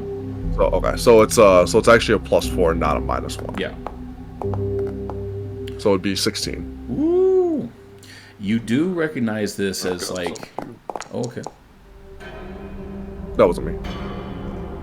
Do we have to 28 read with Draconic? Draconic because I can read it. Oh, okay. Okay. You do, both of you recognize this is a very old form of Draconic. And 1 second here.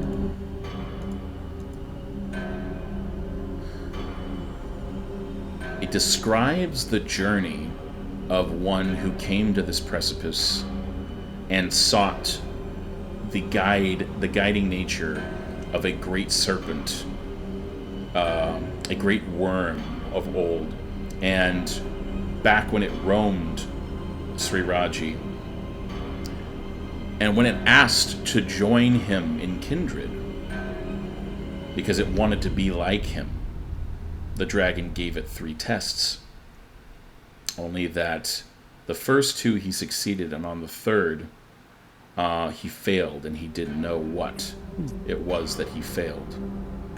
And because he did not know, the dragon spoke a word of magic, and that entity, that person, was bound to this place until they could solve it, until they could solve the reason for why they were not chosen to join. You see, it speaks of a guardian who dwells atop this mount cresting point, who will answer questions from others if a proper sacrifice is given. It's pretty much all it kind of alludes to. Each one of them tells the story as you're kind of going up. It doesn't allude to what a proper sacrifice is, though.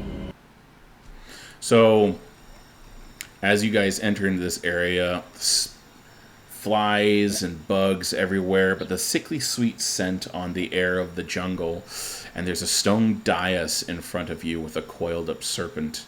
It sits there, and there's many different markings on the ground of the dais. Move you guys up here. The stones stopped quite a while ago that detailed the story, but there seems to be further inscription around the ring of the dais itself if you got closer. Do you approach? This is Arwell. Hmm? This is Arwell. Okay. How close do you get? Close enough to be able to, read it Okay. accurately. Getting up there to the dais, you look down and can see upon the inscription, still the same form of Draconic, and in the same language, but you see that part of where the wheel is that goes around it has been removed. There's kind of like a block or a brick that's been taken off where the language says, like, he who seeks answers from the Guardian must place his most valuable blank into the mouth.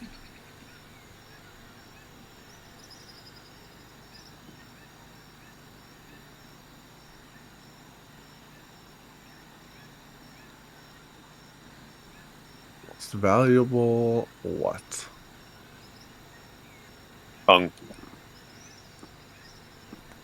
Alright, get a dagger. Cut it out. Now, what are the rest of you guys doing when you see Cesar going and approaching this? It's very big. It's a very big stone coil statue. He definitely doesn't want to leave. Or sorry, Alexander definitely doesn't want to leave him hanging, so he's gonna at least walk up closer to him. Okay. Which I can't. Oh, it's paused. Oh, sorry. Like maybe to like. Oh, okay. Maybe like right here is where he'll stop. Mm-hmm. So this has to do with draconic nature. I mean, is there any check I can do to kind of like maybe try to decipher what it would have been, based off of like my knowledge of like the draconic? Can go ahead and give me a. Let's see here.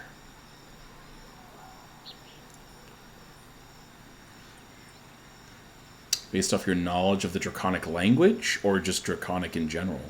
Just dragons and draconic in general.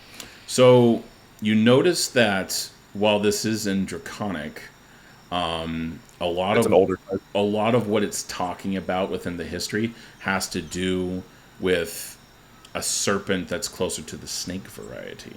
So I would say, given what you have from that connection, it's going to be. I would let you do history with advantage. Okay. Yeah. Without the modifier, right? From the. Yeah. Alright, that's cool. Let's go. Ooh. There you go. So when you see this, you know it's kind of like a trickery where they expect like people to put like hearts or organs and stuff typically. For this, it's talking about venom. It wants you to basically envenom the statue. Ooh.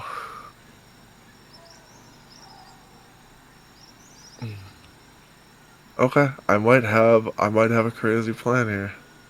This could go really poorly. Mm-hmm. Cesar is going to look at everybody and just say, Are you all okay with something crazy being tried here? Oh, I love to see crazy. I mean, I'm really appreciative that you're allowing us to prepare for this, rather than just saying "fuck it" and going. Well, I don't want to do something rash and then you all leave and I'm left alone. It's better this way. Sure. I'm fine with it because honestly, everything on this fucking island or whatever it is fucking crazy. I agree. all right. So it's that in the mouth, right? Mm-hmm. All right. I'm gonna cantrip. I'm gonna cast poison spray. Okay. Yeah, I mean, you just cast it into the mouth. Now, upon doing so, Yep. you see... Can I save the game so I can reload? Upon Quick doing save, quick save. The venom, because it's magical and of the weave, and it's only a 0 level spell, goes into the mouth, coats it, and you see the eyes light up on the statue, green and flickers, and then they dim and go out, almost like if you lit a candle and then it got blown out by the wind. This is an interesting thought. Because I do have another way that I can do this. Oh boy. Gotta burn them spell slots, buddy. Yeah, it's not a spell slot. You strongly know that whatever is the most valuable venom on your person, it knows. Alright, fuck it. You know what? We're here to have fun. Hell yeah. There you go. Do it. You're going to... Cesar's going to look back at you all, and he's just going to say, Well, I didn't think I would have to show you all this so soon, but please don't be alarmed. and he's going to use his... You know what? Oh, Let's go! Yeah, Now, buddy. when you say venom, I'm assuming you mean poison and not acid, right? Close enough. I mean, like, what poison? Yeah, so I'm assuming you're doing Green Dragon. Correct. Yeah. Because I think that's the only one that actually gives poison. Yeah. Correct. Fucking cool. Nice.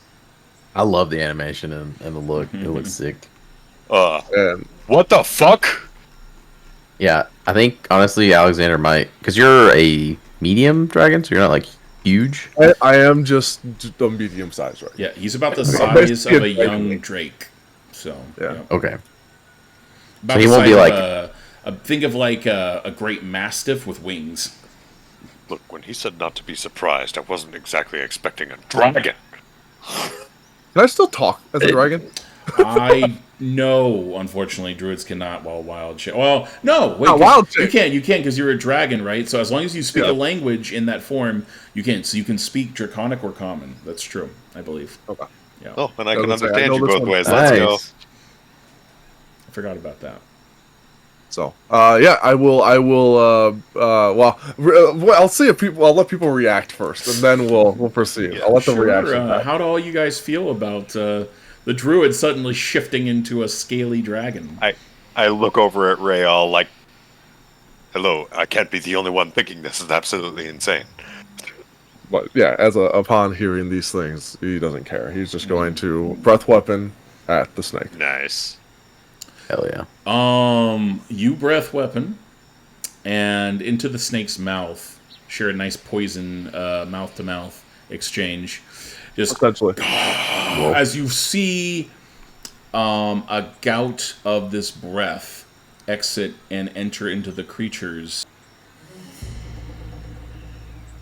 A reaction where its eyes alight with the acid and poison, and slowly it starts shifting its bulk. And you see the coiled tail start to unravel and unravel as a voice starts to call out from it. Let me pull that up here really quick. Let's go! A deep brazen voice calls, Why stray here, adventurers, in such a perilous climb? turning your attention, you see the stone breaks away to reveal a 15-foot golden snake that emerges with the face of a man on it. Oh, Oh yeah. that's new. Not Cooper worried, inside is you're going, worried. fuck, fuck, fuck, fuck, fuck. Let me do this real quick. There we go. Oh my god. Yo, that's really... That is weird. It is really weird. I need Joel to roll initiative. God damn it. Let's go. I was hoping I was hoping he'd answer our fucking questions. Now you see nothing but a smile on the creature's face, and it doesn't seem malevolent, though all the same, you feel unsafe. There you go. God dang, dude. Taylor, stop it! I can only roll... Look, there are more numbers on the die than a 20. I'm just built for combat, okay? Guys, he's behind Guys. me.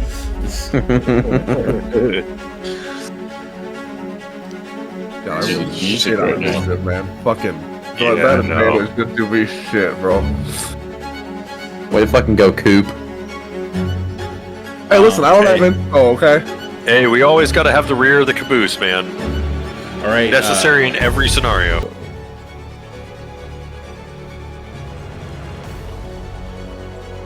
Okay.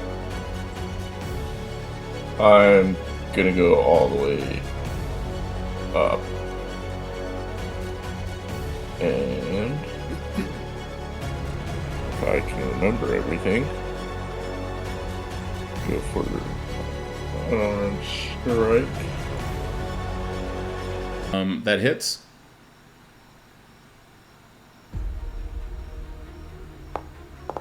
Wait. You have 120 temporary hit points. No. Yeah. Hello? Wait, 120. No, it's, I am talking to Mr. Dragon over yeah, here. Mr. Dragon gets his entire HP pool as temporary hit points of whatever he is when he's not transformed. What He the fuck? I swear to God, if Czar is ever behind me in a fight, I'm gonna fucking kill him. So, yeah, Or attempt Czar to. gets to double his health every combat when he transforms. My god. Glad you pointed that out because I never would have All noticed. right, 9 damage. Wait, so if I remember right, I can do 2 unarmed strikes and then Yes. flurry of blows. Yep.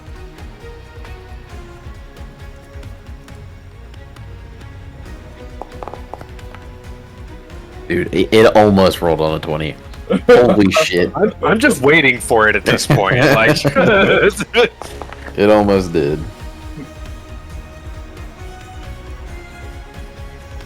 just like I told Taylor in private, like it's definitely going to be head to head with me and him. Oh man, I'm taking the over on Rail. Wait. And then where is my flurry of blows again? It should be under Oh, features, T, I I see believe. it. I see it. Yeah.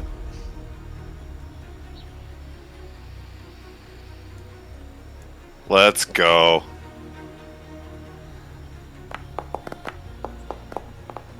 Oh! All right, you strike. Oh my and god, he's unfortunately, actually mortal. Pam, you punch into it and you feel its golden-like shell encase it, starting to feel the soft flesh underneath its hard exterior, feel ripples of pain, but then the last one, bang, you just strike the golden-like shell on its skin of its scales, and it's just like, ah! What did he say when he was first summoned? When he was first summoned, he said, why would you climb so high and stuff to this place, basically. Yeah, I will take a skip. Take a skip? Okay. Aurelian, you see this creature is leered up. Now it hasn't attacked yet, but your ally has already laid some hefty punches into it. What do you do? Aurelian is going to come over here. He is going to draw his longbow, and I'm going to take 3 shots at him. Okay. And I get advantage on all of these because I have a melee melee ally. Yeah. So Alexander's just gonna look to him, look back to everyone else, and look back at him and go, "Is this some sort of challenge, like trial that we need to face?" And then he is going to use his bonus action to kick up his sword. Ooh. Oh, dang. 27. That does hit. Okay. Let's go. And the Guardian catch. Naga, with all of that just strike on it, it gets to use its one reaction now once per day. And it's just like, as you see it starts glowing like really hot like the sun. There you go. Giving off all that light as its golden body sits up. And you see all of the scales turn molten on it and begin sliding down, some of that molten scales filling in the cracks of its armor where you guys had been jabbing. And it's gaining a +2 AC and healing itself by 50 HP. Well then. That's a thing. I mean, I guess we are high level. He now gets to, he laughs and he goes like, my turn, and he now just kind of like, as he glows, he roars down specifically around this area. He is doing a flame strike. Oh, on all 3 of us. It's Or only more. a 10-foot radius, so he's going to do it on the 2 in front of him right here. Oh, nice. Thank you. Thank you, There you Jesus. go. Alright, so DC 16 dexterity saving throws. Good old daddy master. That's going to be 39 damage to each of you. Sheesh. +10. Ooh. I do get a second attack, so Can you do a spell and an attack? that's a bonus action spell. What? Oh That's my not god. gonna hit anyways. That's Bro, that's so cool! So as your fangs and teeth and stuff, everything turns to razors and you just start like slashing at this guy, but you find the arm in it completely like resisting the sharpness of your new weapons as you come around, and he just kind of laughs, just like as you like strike at his belly, basically. But he's got this big old smile on his face and big wide eyes, like he's just super happy. You're gonna hear Cesar in his dragon form. Speaks very differently. He's gonna say something along the lines of, You sticks make me sick. let's go! Oh my god. Jesus, dude! I got the crits! What is wrong with you? Jeez. I'm just here for battle. Oh, God bless. Wish I could ever crit. Holy balls, bruh. That's the nice thing about having so many melees or up close people is that we'll have a lot of moments for advantage. I'm gonna go ahead and cast Witch Bolt. All right. Nice. Oh, Oh my god. Ooh, sheesh. Unfortunately, it does not land as you throw the witch bolt on out, and it bounces off of his scales and just dissipates with an electric current into the sky. Caliban will extend a bardic inspiration to Rael when his next turn comes, since he's doing so fucking good. All right. There you go. What's your motivation? Actually, you know what? Never mind. He'll send it to Aurelian. Musical notes. Okay. Aurelian, you see this thing laughing uproariously as it's being struck from all of you guys. What are you doing? I will go ahead and I will use perfect timing. Okay. When I miss a creature, I can use my reaction to reroll. All right. So I'll question: does that mean I reroll all 3 die? How do you want me to go about that? You just when you re-roll, you get to roll 1 additional time. Okay, cool. Then I will do. And if it's Super- higher than super all the advantage. others, then you get to take it. Yeah. Okay. I will do this. You rolled 2 6s and 2 9s. That is insane. That sucks. Wait. Well, never mind. Action surge. Oh, all right. By the way, All you did 3. have a bardic inspiration. That's true. Oh, I do have a That's bardic. true. Yes, that's right. Let's do it. Do that first, yeah.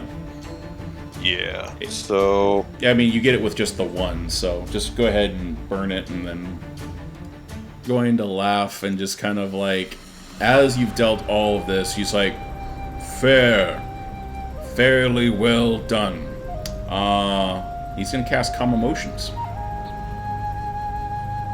On all of us? Oh. Yeah.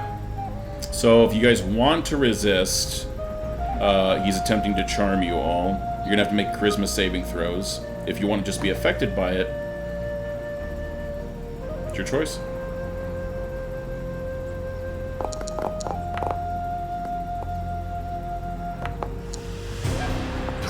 Zero. I mean, I'm basically right there with you, but. oh my god. I mean, I guess I might as well just roll it. See what we get. Let the dice tell the story. Okay. So yeah, you all fail. Yeah. You're all currently charmed and now indifferent. Your emotions have been brought down from hostile, afraid, or whatever. You're indifferent about the creature in front of you now to the point that you don't feel like fighting it. Like fighting it isn't worth it. However you guys want to phrase that is yourself. But he just laughs uproariously. You have climbed high and proved yourselves worthy. Ask your questions. You see his shimmering golden aura is still in full effect in case he should be attacked again. But currently he's dissuaded each of you from doing so. You can't willingly bring yourself to attack him for at least the next 10 rounds. So you summon this great creature. He'll just look up, give like a little bow. It's like, I think the honors go to you.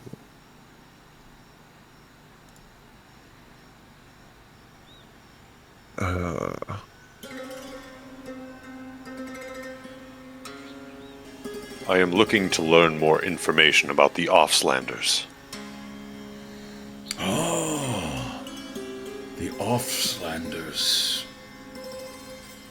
What is your name, by the way? You may call me Low Tide. The Offslanders are very old people. Please specify your question. We were given some information that they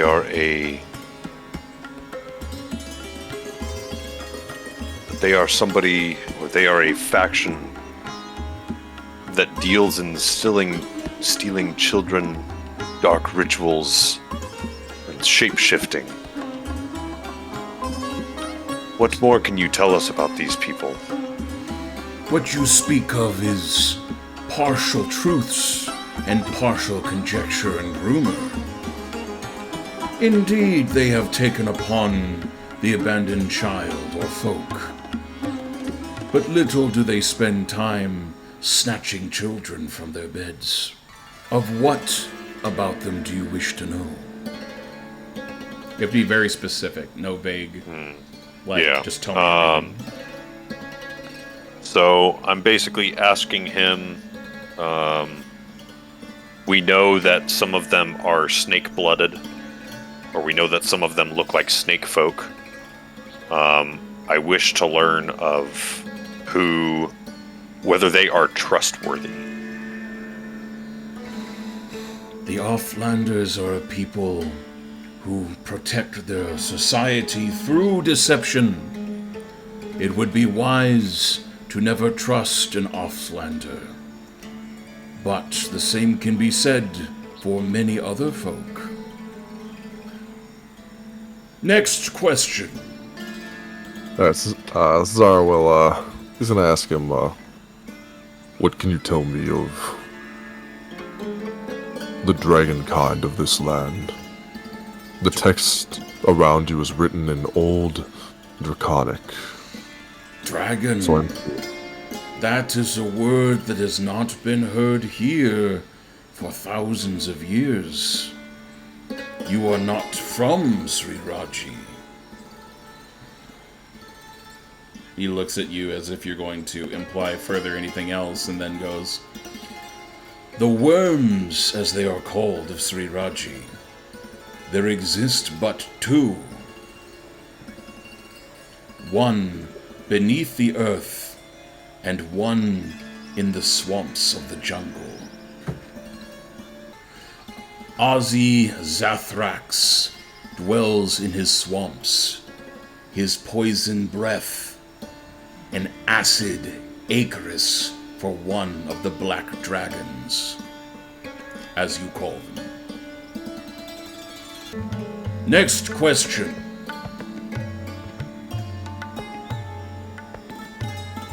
Oh, great serpent. My memories are but echoes. I ask for a spark, a glimpse even of the truth we may have lost on our journey here. I'll take anything, really. You wish to know what precisely? you need to be specific.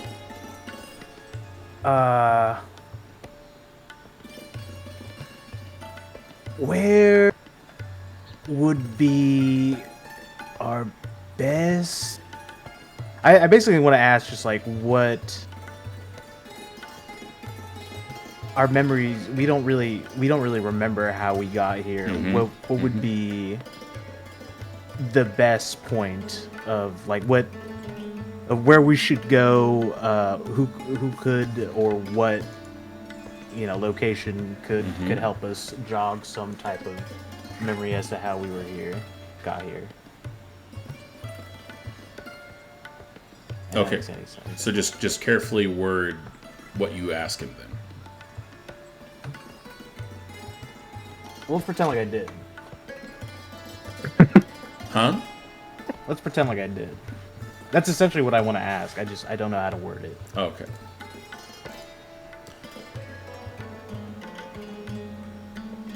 The one you seek dwells within the city of Pakat, very close here. Seek out the knives, find their leader, and he will take you to the one you need. Thank you, my excellence. Next question. Does anyone in this realm have possession of Shar's Bane? Possession.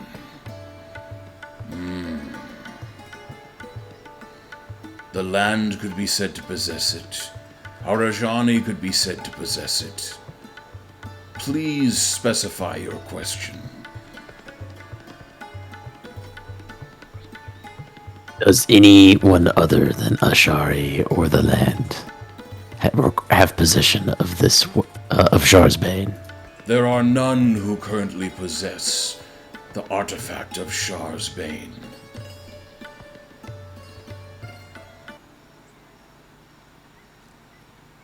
Do you know the name of the leader of the knives?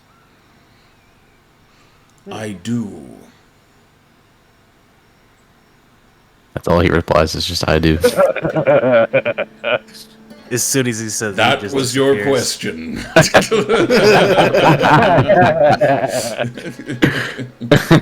Damn, what a What's good up? question, Oh, though. it's gotta be Didn't even think to ask specific. that. That was a good question. Since all questions have been answered, I'm afraid I must ask you to leave. I shall return to my slumber once you have.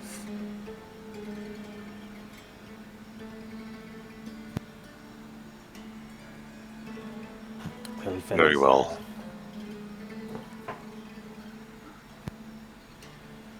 Thank you for answering our questions.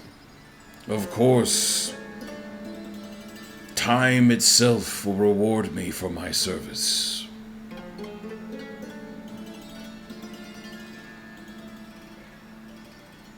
All right, gentlemen.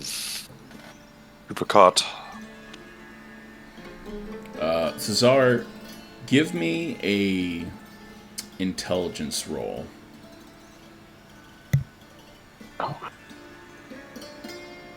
This ain't gonna go well.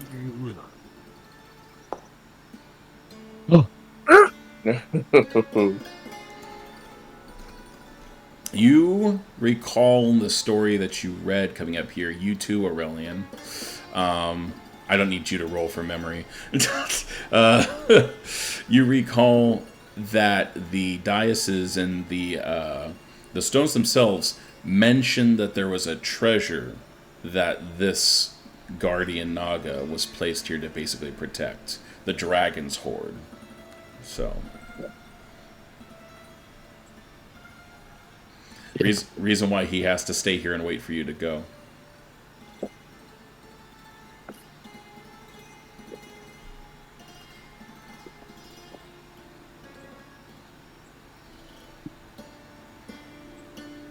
Oh boy. Go crazy. I know you're gonna do it anyway.